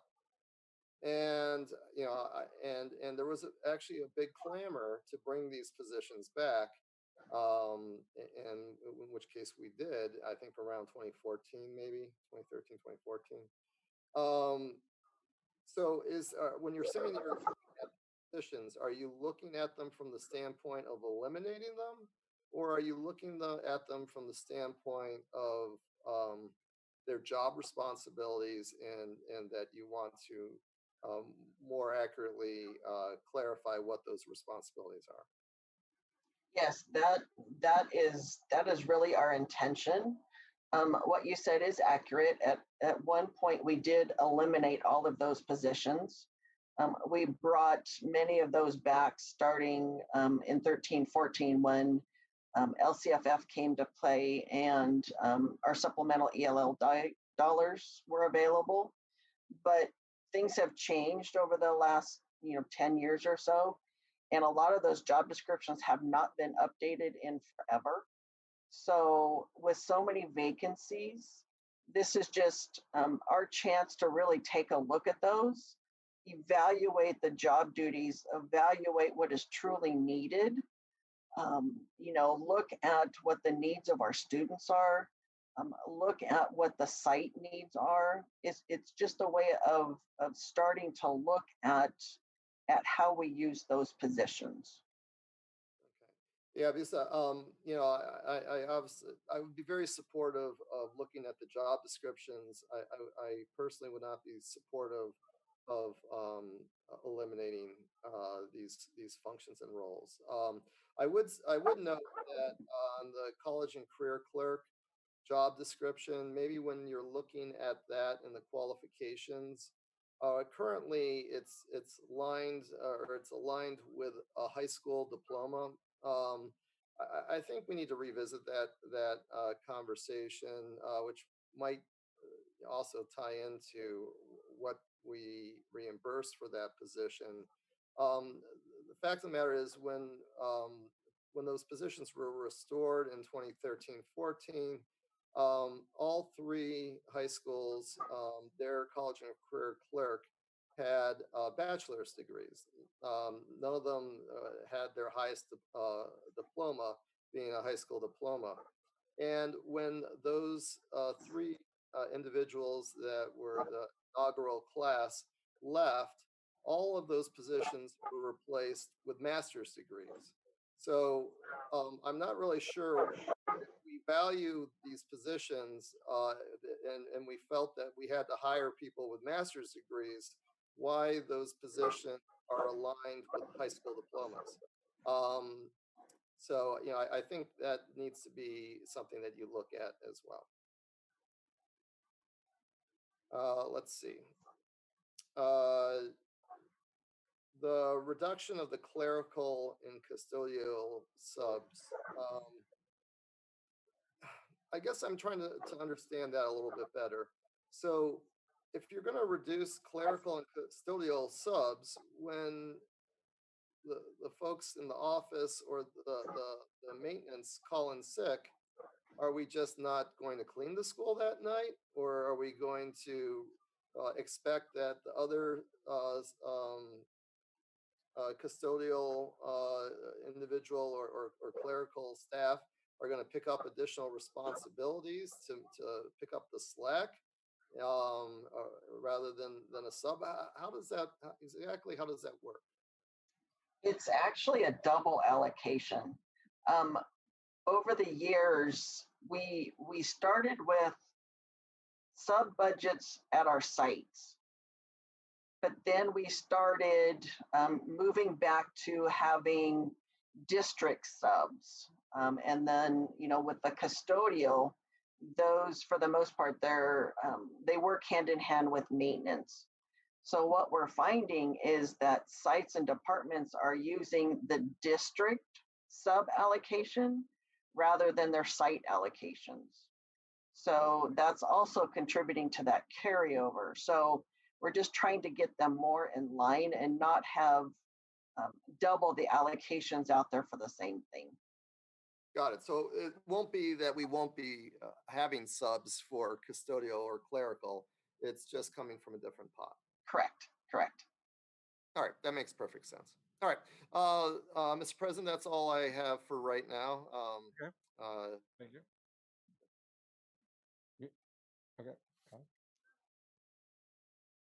I did just have one comment. I would agree with Mr. Clark and Mr. Hoover's comments on sending out a survey to students, and I would maybe go one step further by possibly holding a student forum where discussion can happen, and students who are passionate about this issue are invited to attend.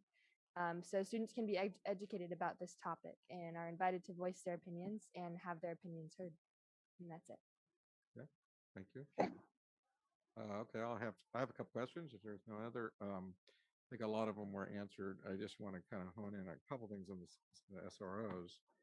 From 810, I think we've had some meetings on this, and I think we definitely need to do the survey for the students. I wholly agree with that. And it really comes down, I also agree with Mr. Hoover, we do need to do a needs analysis for, by site or by area. And that means, do we really need 6? Do we really need 4? Do we need 1? And also, I wasn't sure from the breakout here, we had a K9. We did originally have a K9. Do we really need a K9? I mean, those are the kind of questions that need to be discussed because there is a cost to that too. Maybe the students like the K9 in Rancho Cordova, but they don't have one in Folsom. So, and also I'm kind of curious why Folsom Police would want to match. Back in the day when I first got on the board, I worked on these contracts and we only had one. And the city did pay for half. So, what your question was, yes, you can do that if the needs are there. Why it grew so many over the years? Why did it grow? Well, we had some concerns back on tactical response, which is back then was active shooters were probably the big deal back then, if you remember. So we had some also concerns with gangs in the area and some in Rancho Cordova. So those are the kind of things that have changed, I think. We still have concern about tactical response. I've asked questions about that. I know the site safety was non-tactical. We haven't really talked about tactical response, where you have an active shooter. What is the SRO roles there? What are the response times? What are stuff like that? Those are all questions I've asked, and I think the board has asked, but I haven't seen anything on that. So I'm really concerned about the tactical because that's really what we be a safety. I understand also that 75 to 80% of the responses that the SRs do we don't have a say in them. They come anyway by law. So really, what are we getting for the service? So I just think that we do need to have that discussion and get more into the details, other than just these global things like that. Maybe if we do decide to go back to 1 without a K9 to each one, that's fine. If we do see the needs to go to 2 or 3, that'd be great. Again, the costs have really escalated over the years, so I'm really concerned about the costs, and I think that would be very effective to talk about it in that way. I mean, up to 810,000, that's a big one. And if we are going to be doing cuts and redirections and reductions or whatever we're talking about, this is interrelated to school safety and school sites, but it also is the farthest way from the classroom. So when we start looking at all our reductions, as you could see, as we've done in the past, when we really had budget times and hard times, we looked at things from how far away from the classroom and keep it as much as possible in the classroom. Those are hard decisions to make, I know. We do love our resource officers. They do provide a great service. But I think that we should move forward to why and the needs analysis and surveys. And then we can probably discuss that in a different form. So I do agree with that. And that's my questions, is hopefully we can get those in the near future and having those discussions and breaking that down before we approve this item. So that was the only thing I had. All the other ones I think we got mentioned. So with that said, if there's no other questions, let's go out to the public comment.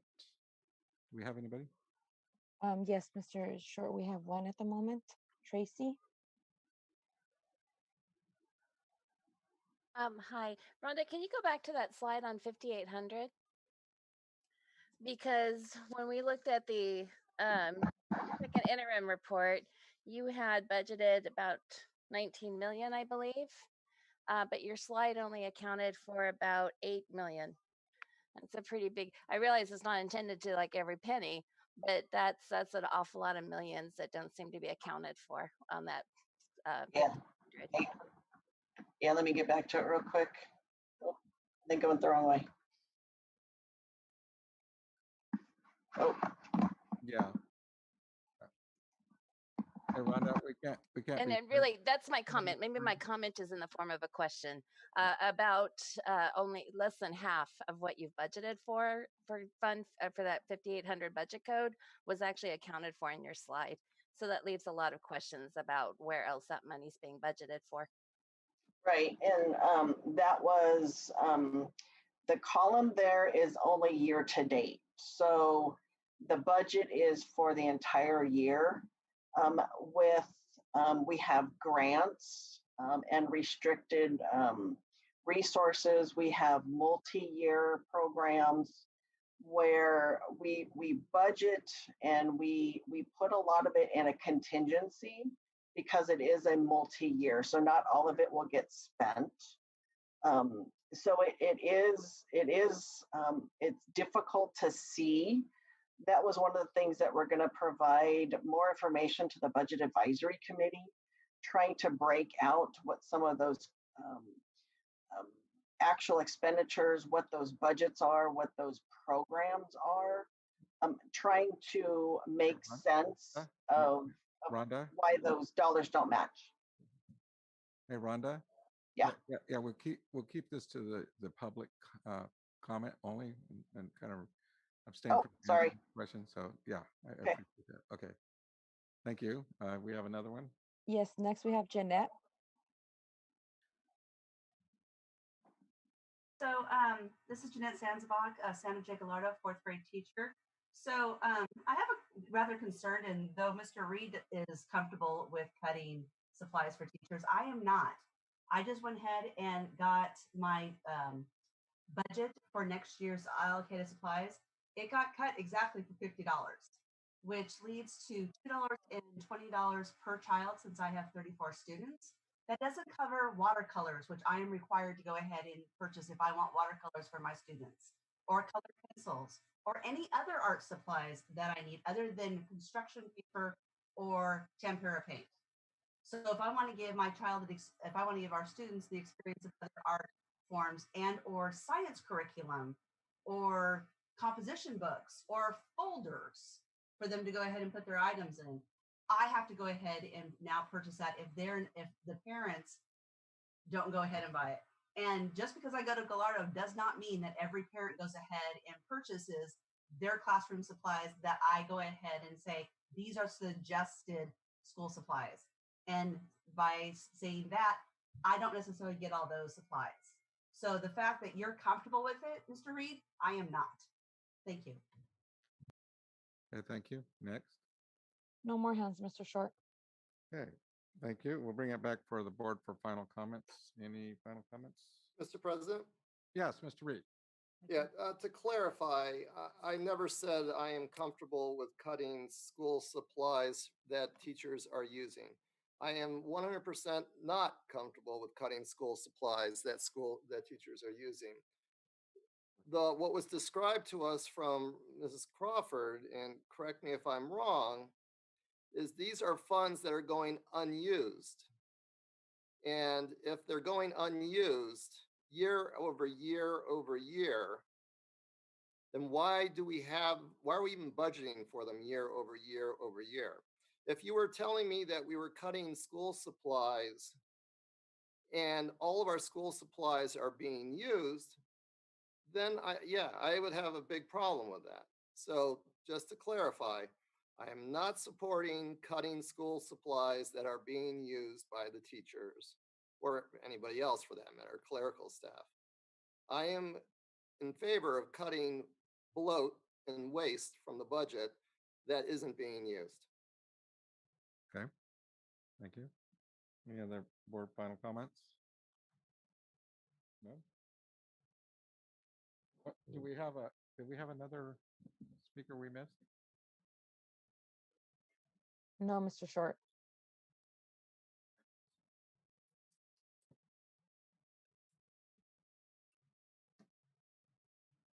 She wanted to make a comment. Well, I think we can, if we didn't get her in time. Can we get her comment? Yeah, in? so let's bring her in then if we missed her. Is she still available? Okay, okay. Thank you. Hey, huh? Yes, so is she gonna be able to?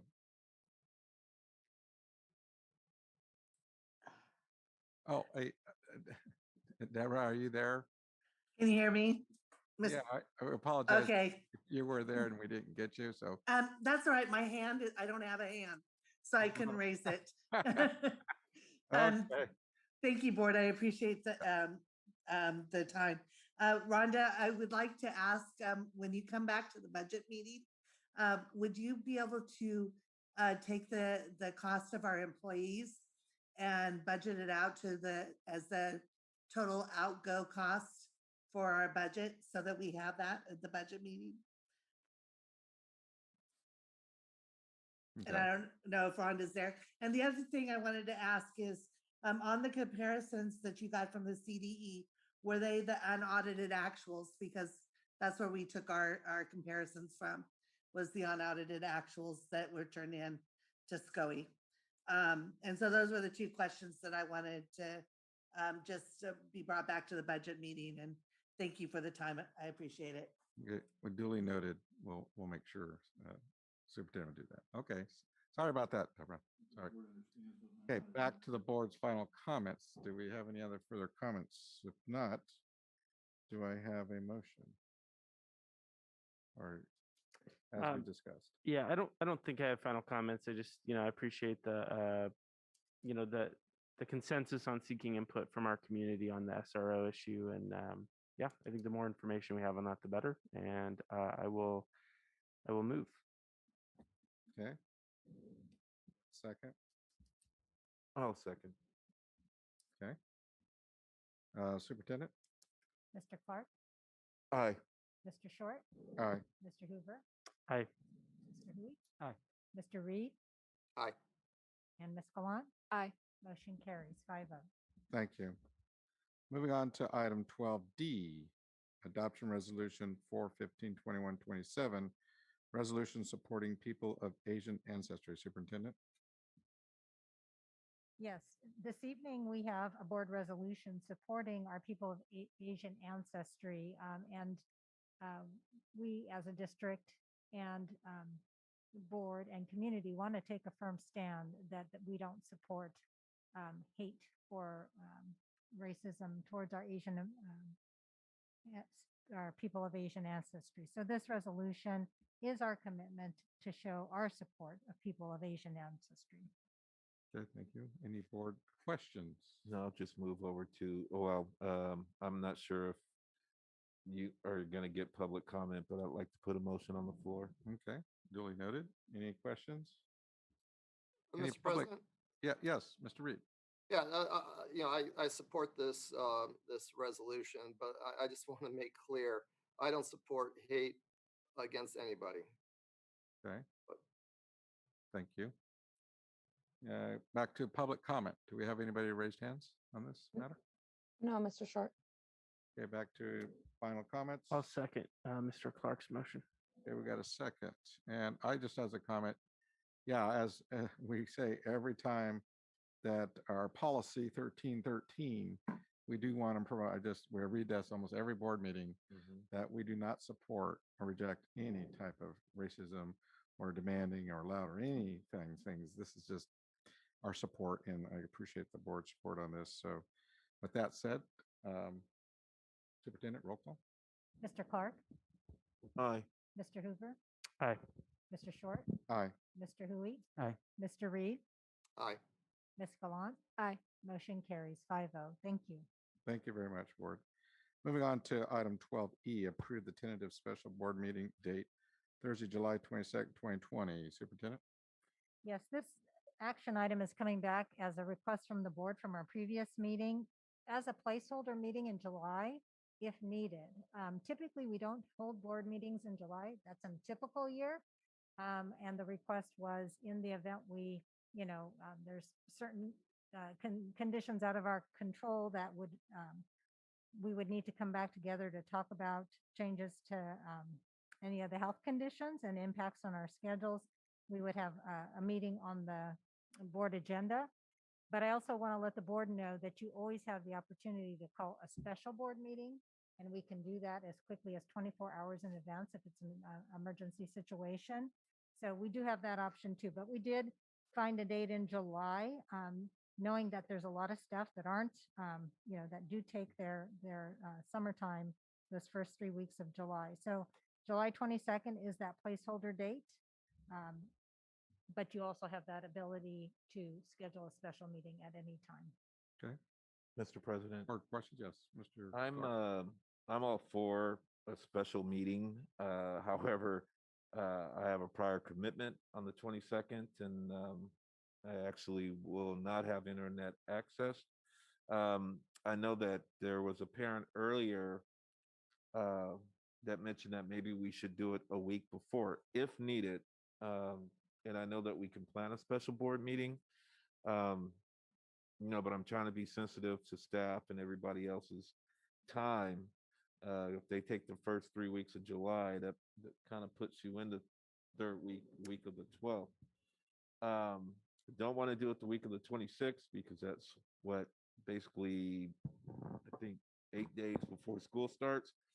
But yeah, if there's a target date of either the 20th or 21st on a 24-hour notice, I'm good with that. It's just the 22nd I can't. Okay. Any other board questions, concerns? Mr. President? Yeah, Mr. Reed. Yeah, I do think that it's important to have something on the calendar just for planning purposes for the staff and the board. If Mr. Clark can't do the 22nd, I would be supportive of, as long as staff can do it earlier, and Mr. Clark has internet access on the 19th or 20th or 21st, why don't we just move it to one of those days? Okay. Any other questions? Mr. Hoover? It says tentatively, I know you said we have the ability to schedule another special meeting. Are we assuming we will be here for this meeting, or is it something we will call off if there's, no need for it? Just trying to figure out. Tentative. If we approve it as tentative, then we have the ability to cancel because it doesn't follow our board bylaw when we typically schedule meetings, but it was giving us the ability to put something on the calendar to at least have it there as a placeholder. Okay. I'm fine anytime that week. Yeah, any of those dates. Ally? I'm good. Okay. Yeah, I kind of, special board meetings can be done in 24 or 72 hours. It looks like the 22nd, we have a board member. I know personal dates that you got committed. And from the public, and the public comment, that's kind of late in the game and 1 week ahead. If we could do it earlier, great. If we have a need, the pandemic, or I call it now the endemic, is changing quickly. So the state is changing to full open business in June 15th. So it's going to be another completely environment here in June. So I'll be for an earlier meeting, but still keep it as needed as an emergency. And we can do it 20, but we can even do it 72 hours if we want, like the normal procedure. I would be for that because I would like to have all board members here to do that. And so that's my thoughts on that.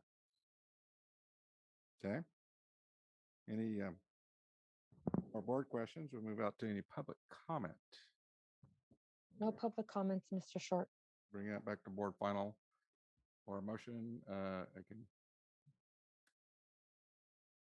Clark? Well, I'm not sure how the motion would read if we are just looking for a specific date. Or if we are just planning to schedule a board meeting in July if needed, with 72 hours notice. Okay. No, that can I'm be the hearing that. motion. I'm just not looking at, and I know Mr. Reed suggested either the 20th or 21st. I mean, I'm good with that, but okay. I don't know what the consensus of the board is. I mean, did you want to pinpoint a date, or did you just want to say, hey, we need a special board meeting, you know? I mean, because I think staff, if anything goes awry, you know, we should know about it probably, you know, the 3rd or 4th week of July, and they'll give us enough time to schedule. Mm-hmm. I'm just trying to figure out what the best way is to do that. Okay. I fear that if we don't pinpoint a date, it's going to be even more difficult to identify a day and time, because our calendars will fill up and with family commitments and everything else. If it's not in the back of our head that we need to be available on a specific date if need arises. So, Mr. Vice President, if we maybe move it back a week, like one of the parents suggested, and maybe the 15th, if needed, would that work? Yeah. That would be a challenge for staff who's not here. Okay. Yeah. See, it's right when we don't typically have a meeting. We don't typically, yeah. Okay. What about the 20th? That's a Tuesday. That's a Tuesday. That. I mean, it is on an as needed basis. I think that staff has been working hard and we're getting everything in place. I don't see any hiccups coming. I don't see any hiccups coming, but if we are gonna pinpoint a date, then we might as well do it either on the 20th or 21st. Okay. We make it as needed. Is that your motion? Yeah, as needed. As what protocol allows. Okay. Right. Okay. Any other final second on that? Mr. Clark, do you just want to change? Do you just want to do the recommended motion, but change it to the 20th? I mean, does that work? Yes. Okay. I'll second. Okay, we got a second. Roll call, please, Superintendent. Mr. Clark? Aye. Mr. Short? Aye. Mr. Hoover? Aye. Mr. Hui? Aye. Mr. Reed? Aye. Ms. Gallant? Aye.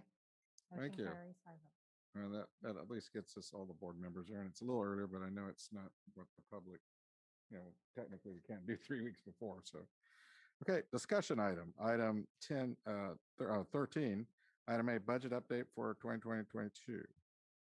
Superintendent? Yes. Tonight, Ms. Crawford has a presentation on all the different buckets of money that are coming to us from state and federal stimulus dollars as a result of COVID. And I want to title this presentation A Tale of Two Budgets, because there's a lot of we have ongoing budget that isn't related to COVID that tells one story when we talk about structural deficits and needing to make reductions over time. And yet we've got this other story to tell about the one-time dollars that are specific in their intentions and use. So I know it can be confusing when we hear that there's money, but you know, it's not ongoing. And yet we do have some ongoing challenges that we have to look at ongoing reductions with ongoing revenue. So with that being said, I'll let Ms. Crawford take it over and share a little bit about the stories. Okay.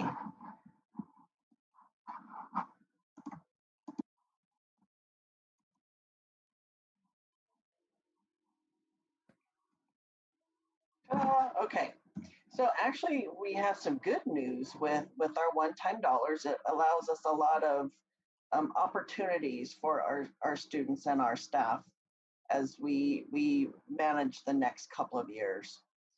So these are all one-time funds, and we'll be talking about both state and federal. So last year we had our learning loss mitigation funds, and it was a little over, well, a lot over 11 million, almost 12 million. And this was part of what the board approved last September in the learning continuity plan. We had to describe what we were going to do and describe what dollars were going to be used for what purpose. Originally, those dollars had to be spent by December 31st of last year. That did change. They did grant us an extension through May. Those funds have been spent. So we spent them in the allotted time frame, even though they did give us the extension. So those dollars have been spent. On the federal side, there were 3 buckets of ESSER dollars. We had ESSER 1, 2, and 3. They each have a little bit different requirements in terms of allowable expenses and timelines and reporting. So the first bucket was a little over $2 million. We have until May 31st of this year to spend. Those have been spent within about $100,000. Those have been spent down.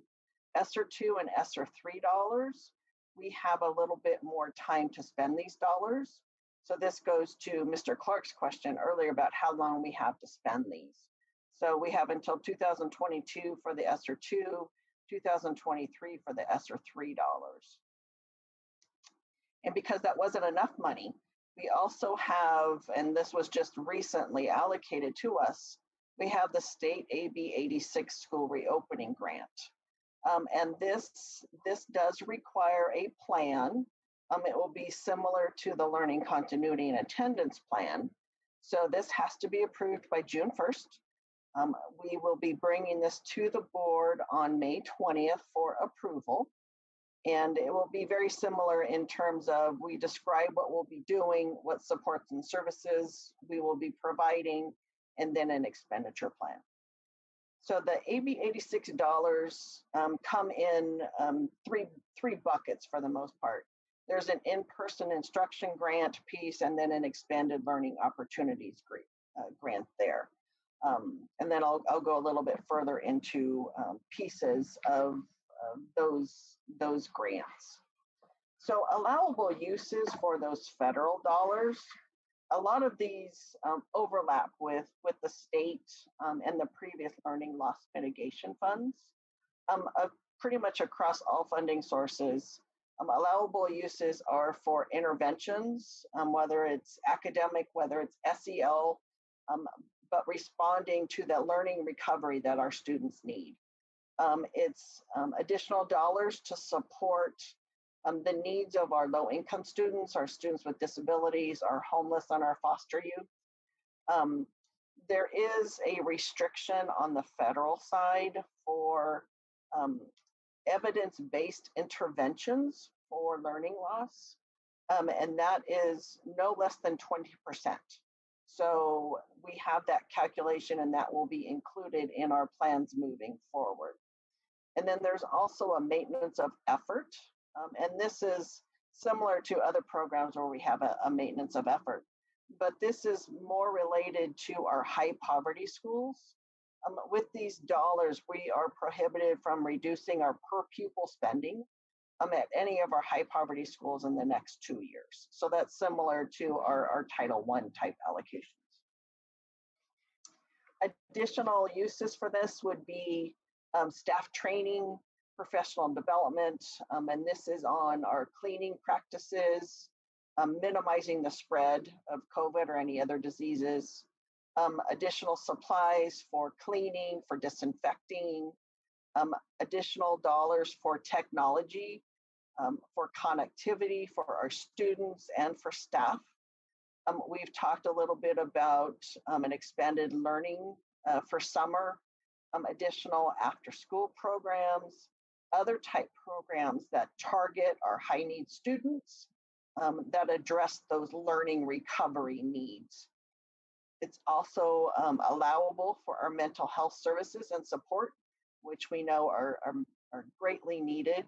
And then additional dollars for continuation of repairing our school facilities and making improvements, especially to air filtration systems or HVAC systems, that kind of thing.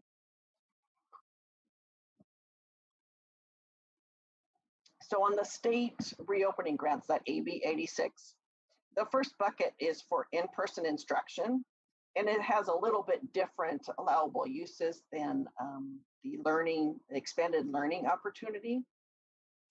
So for us, or for any district, to qualify, you had to offer in-person instruction by April 1st, which we've already met that criteria, so we're fine. But allowable uses are COVID-19 testing, excuse me, additional cleaning and disinfection, whether that's supplies or staff time, PPE, ventilation upgrades, and then additional mental and social mental health.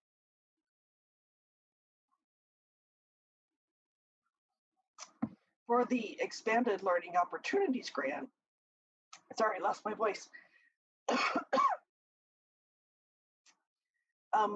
This is more of instructional related. It's providing additional time for students to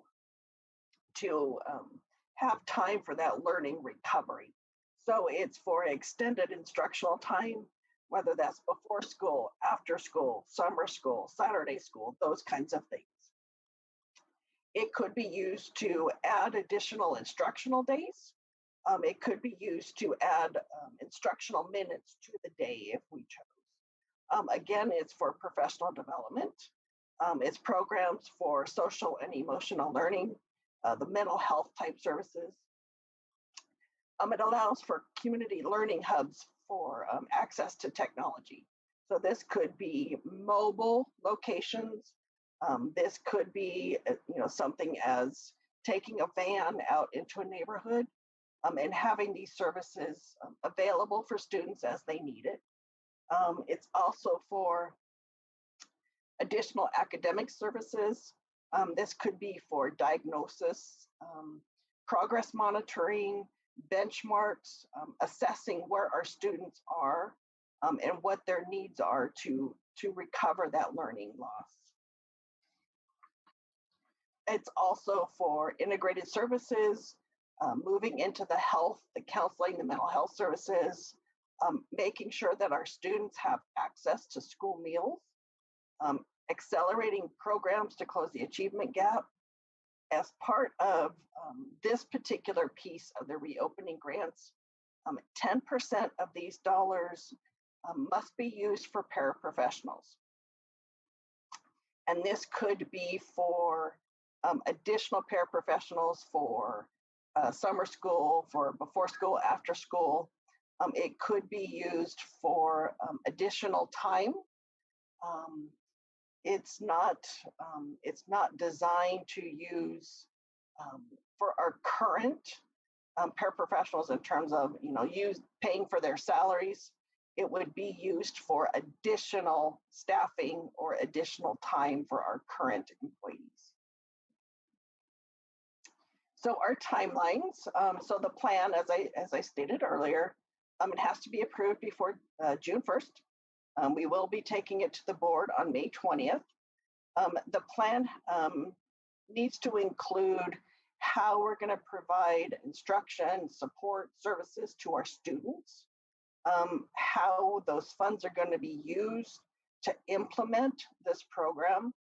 It has to describe how we're communicating this to our parents, our staff, our students, what those expenditures look like for each of these different funding sources. And then we'll be using a lot of that feedback, especially as we're going through our LCAP stakeholder meetings. We'll be using these for our other state and federal one-time funds Some of those don't have specific plan requirements, but as we're getting that feedback, we can use it for different sources of funding, because we do have we have almost $50 million in one-time dollars. So that is the end of the good news. Any questions from the board? Yeah, board question. Mr. Clark, it sounds like you're. Yeah, no, I just need clarification on the learning loss mitigation fund. You said we had to get it by when? Was there the first one-time funding? Yes. Yeah, the $11.8 million, originally it had to be spent by December 30th of last year.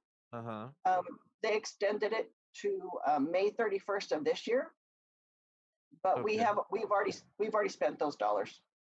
And tell me again what we spent that on. We spent it on professional development. We had 2 days of professional development. We bought quite a bit of software. We purchased technology for the classrooms for our secondary sites. We purchased MERV 13 filters for our HVAC units. We purchased PPE. We replaced and repaired several HVAC units. We had third-party inspections. Trying to think off the top of my head all the things. Okay, and that's fine. I mean, the question that I have, maybe I should just ask this point blank: did we use any of it for mitigation of learning loss for our students, towards our students, honor students? Did we use any of that money for that? I mean, I get everything else, but did we use any on our students? We did use it in terms of our special ed assessments. We used that for assessments of our students. We did have some interventions after school at a couple of our sites. We did have extra time for some of our staff for tutoring, that kind of thing after school. I couldn't tell you how much. We could probably get more information from our sites in terms of what was actually provided. Yeah, I'd like to see that when it comes back before the board. I'm just kind of curious about that. That's it for right now, Mr. President. Any other, Mr. Lee? One or two questions. First one would be, there's a lot of language in here around social emotional learning. And I'm curious if we can use money from this for programs that we had already allocated funds for.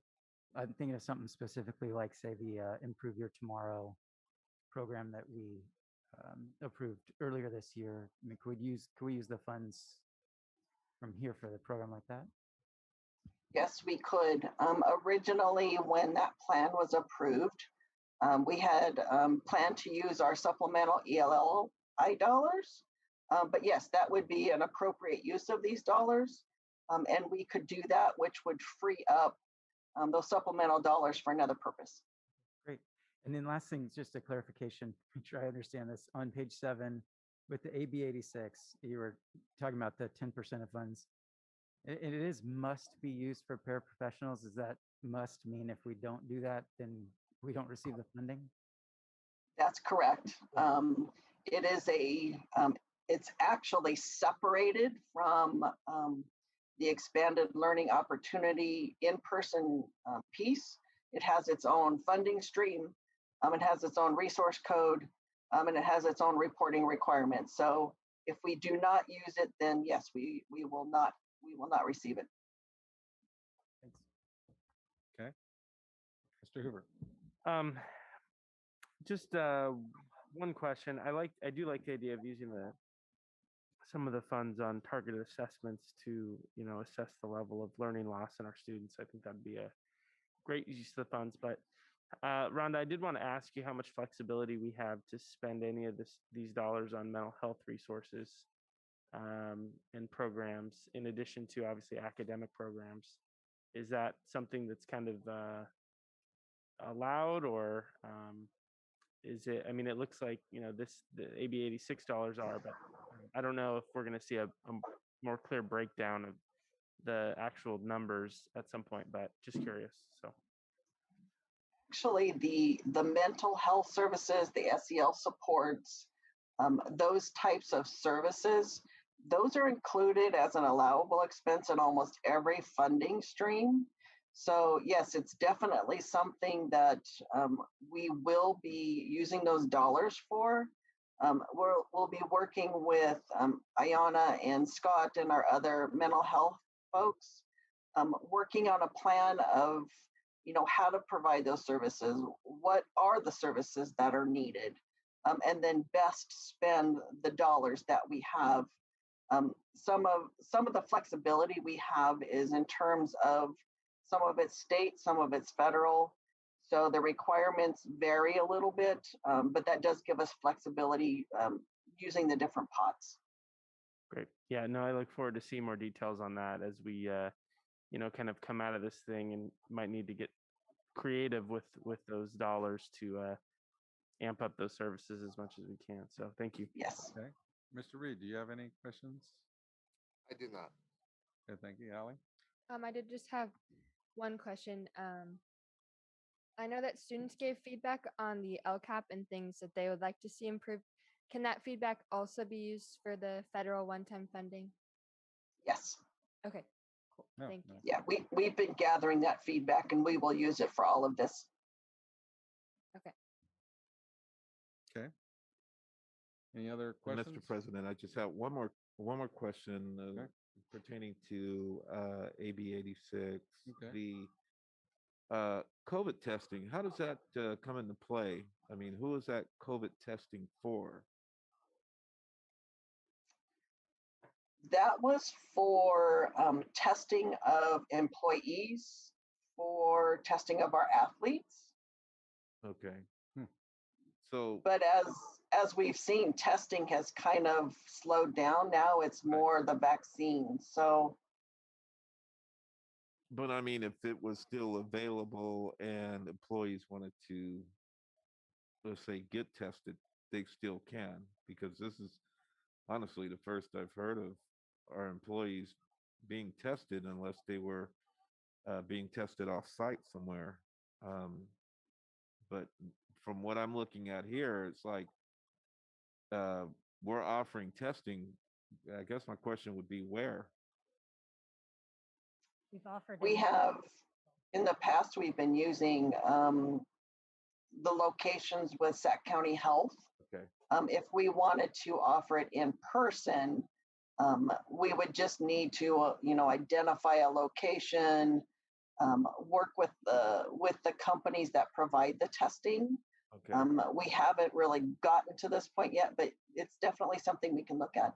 Yeah. So basically, we were partnering with Sac County Health to do the testing at. Correct. There was a site in Rancho Cordova, and I think there was one in Folsom. I just wanted to be clear on that. Right. Okay. And we're currently offering on-site testing of our student athletes at all of our high schools. Okay. Right.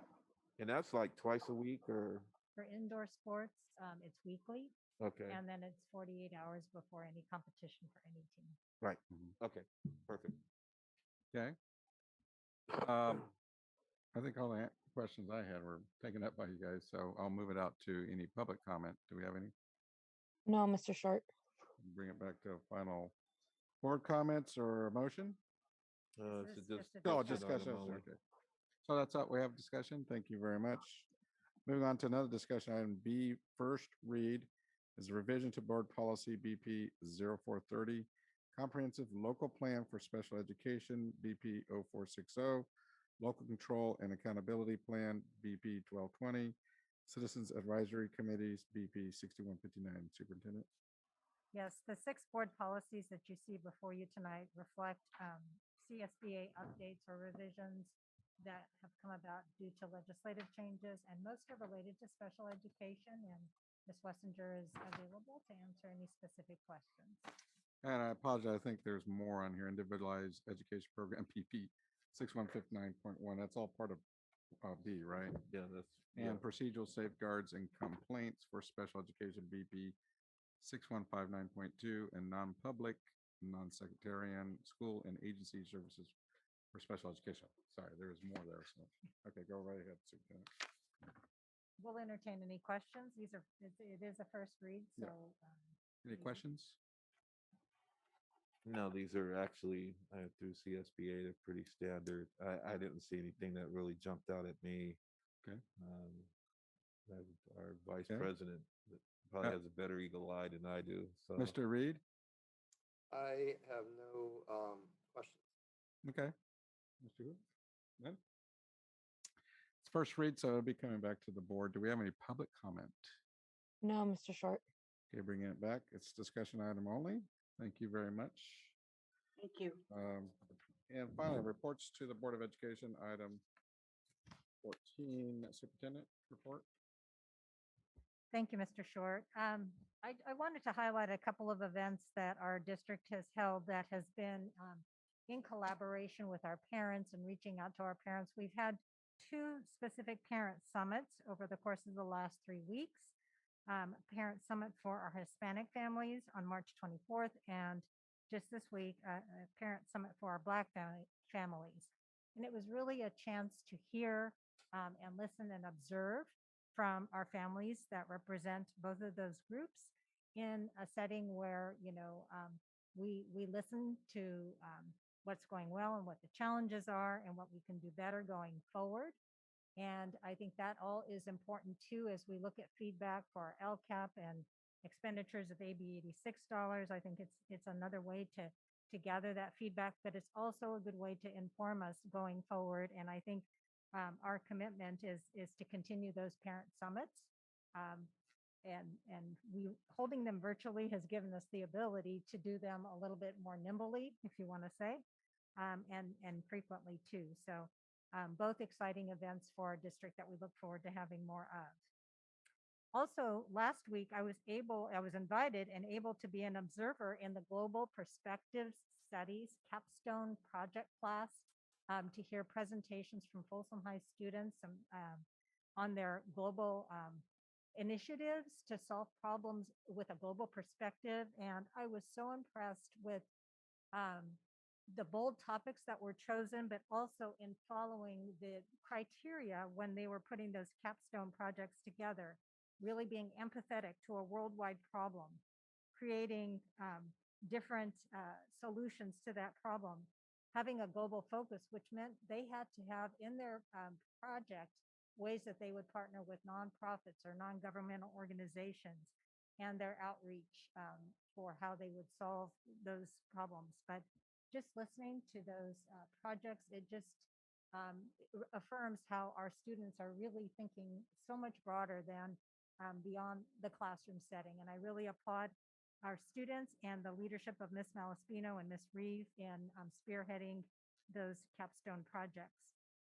And then lastly, I've been able to visit our classrooms, elementary and our secondary, hearing from our students, from our staff, certificated and classified, and just want to again commend them for the work that they're doing, but also the positive feedback that I've been hearing from those folks, be it students or staff, and how hard they are all working. And a special shout out for our secondary team who are returned to 4 days a week with our students who chose that schedule this week. Thank you. Okay.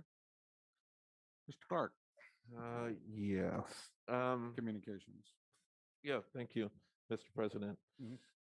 Yeah, I apologize for missing out on the Hispanic Parent Summit. It was my intention to attend that. However, I did attend the Black Parent Summit, and I want to just go out and thank Dr. Peace and Superintendent Collegian and the cabinet for being in attendance with that.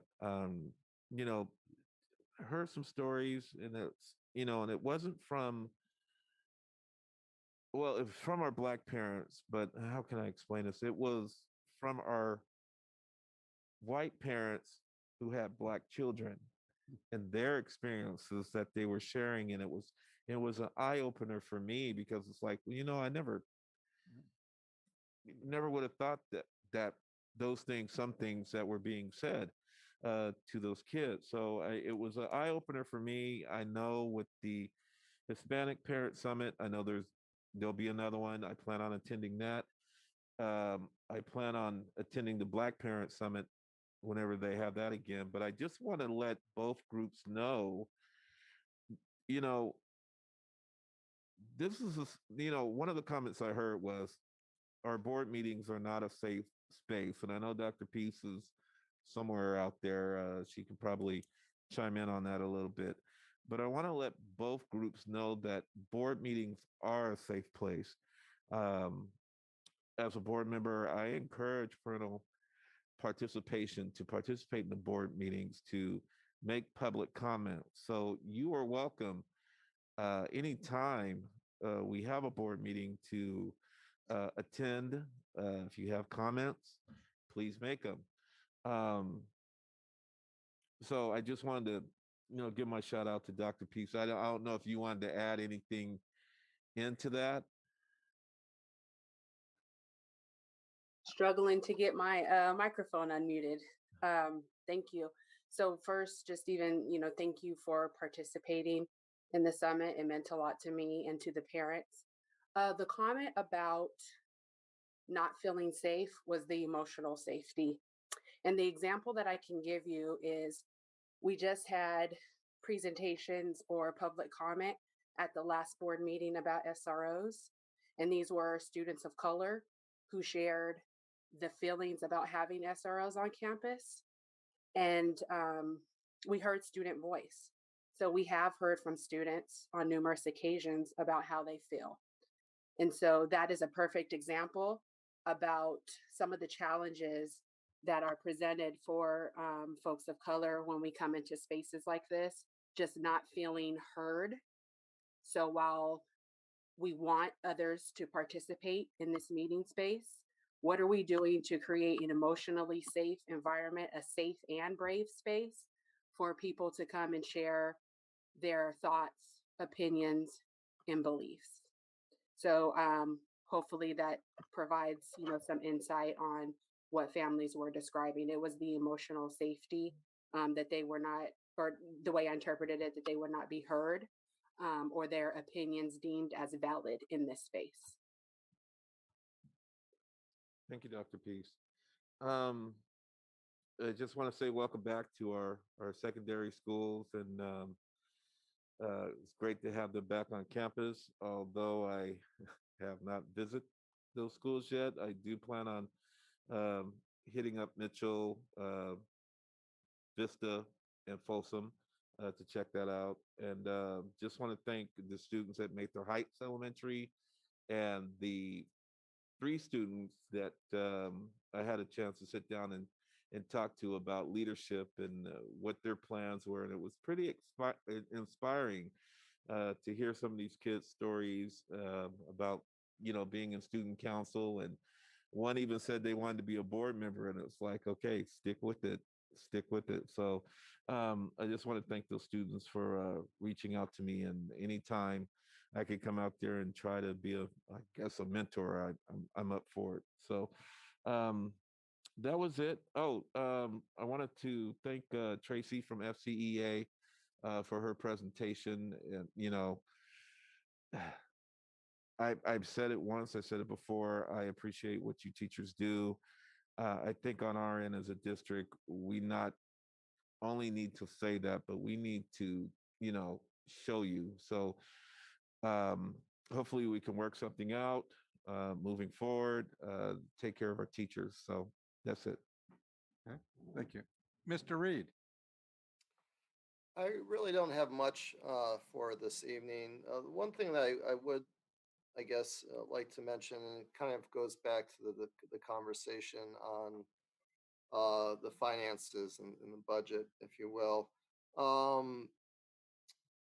We have some properties that we are not using, and I know we created a subcommittee or a committee to discuss the sale of those properties.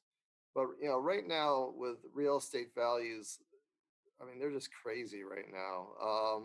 This would be the time to sell these properties. And I think we really need to expedite the sale of the Folsom Lake campus, the sale of the parcel of land on Sunrise that we're not using that we had originally thought we might use for, I think it was maintenance or something. Um, there's not a better time than right now, and I'd hate for us to miss this exceedingly high real estate market, and be able to dispose of those properties. I know obviously those monies can't go into the general fund, but we are looking at future construction, future property issues that the money can be used for. So that's my only observation I wanted to share, and that's all for tonight. Thank you. Okay, thank you, David. Mr. Hoover. Thank you, Mr. President. Yeah, not much for me. I enjoyed checking out Vista and Russell Ranch with Mr. Reed since the last meeting. I think it's time is going by. It's weird. I think I'll be at a couple more sites tomorrow. But I just want to thank the board for its commitment that it made tonight for full in-person learning in the fall. I'm just very excited to see those kids back on campus, and I know working parents across our district are probably breathing a sigh of relief as well after this year. So also thanks to all the work that was done to get us back this week, 4 days. Just been hearing awesome stuff from teachers and students and parents. So thank you for all the work that's been put into that as well. Thank you, Mr. Hoover. Mr. Hui. Close enough.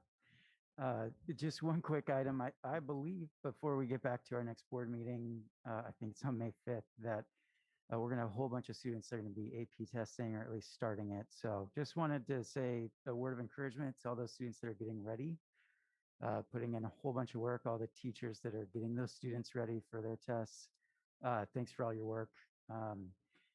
On that topic, I guess one thing I just want to bring up for the board to start thinking about maybe is, I know at least at Vista, we're on a block schedule. We have a lot of students that take an AP class in the first semester, have to wait 4 or 5 months to take the test itself to see if they can pass it. So I'd be curious to see if the board has any desire to maybe direct the staff to talk with some of the other districts locally that are on a block, see what kind of advocacy we can do in front of the AP board to maybe see if there's any possibility we can get AP tests at the end of the first semester and the end of the second semester. Maybe a huge help to our students at Vista. But other than that, again, just a huge thanks to the teachers and big encouragement to the students. You're going to have a busy couple of months, but hang in there. Okay, thank you, Mr. Hui. Ali? I don't have much to say tonight. I'm just happy to be back in person 4 days a week and feeling grateful just to be at school and have a bit of normalcy. And also being able to participate in sports and classes like drama and human anatomy, which are very hands-on. So I'm just grateful to be back, and I know that all of my fellow students echo the same sentiment. So thank you. That's great to hear. Thank you. Before I do mine, Superintendent, you had something to share with me? Yes. We want to offer our sympathies and condolences to the family of Patty Newcomb. She is one of our employees, an instructional aide at Natoma Station, who recently passed away. So please keep her in your thoughts and prayers. Thank you. And her family. Yes, condolences. Thank you. I don't have much either, but I'm so looking forward to seeing in the fall having the 5 days back. Like you said, we can't have kids suffer anymore. I mean, this is just, we could see all the positive feedback we're getting back, going back 4 days. So keep it up. We hear it personally. So thank you for that sharing. And also for the monumental tasks and work, not only for the board, but the administration, the teachers, everybody, making it all happen here on April 13th. So that's just all going to pay off. And we still got a lot of work to do, but my hands off to how well everything went. I mean, all I hear is positive feedback. And I mean, this is just complicated to get back and getting back from this pandemic, which I keep calling endemic. So I like that word, endemic. So we got to stay positive, and I appreciate all the help, and we have a great district. And with that said, we move on to Item 10, well, it'll be 16. Next regular board meeting is scheduled for May 6, 2021, Education Service Center here. Same spot here on Berkmont. Also, we have future meetings. We're going to be talking about 12-month board calendar. That would be talked at the regular item on the agenda then. And at this point, do I have a motion for adjournment? I'll move it. Got a first? Do you have a second? Second. Second, Ms. Erie, roll call, please. Aye. Aye. Aye. Aye. I can't hear the superintendent, but I assume it's my turn, so I'll say aye. And Ms. Gallant. Aye. Thank you. Motion. Thank you carries. very much. Motion carries, and we're adjourned. Thank you.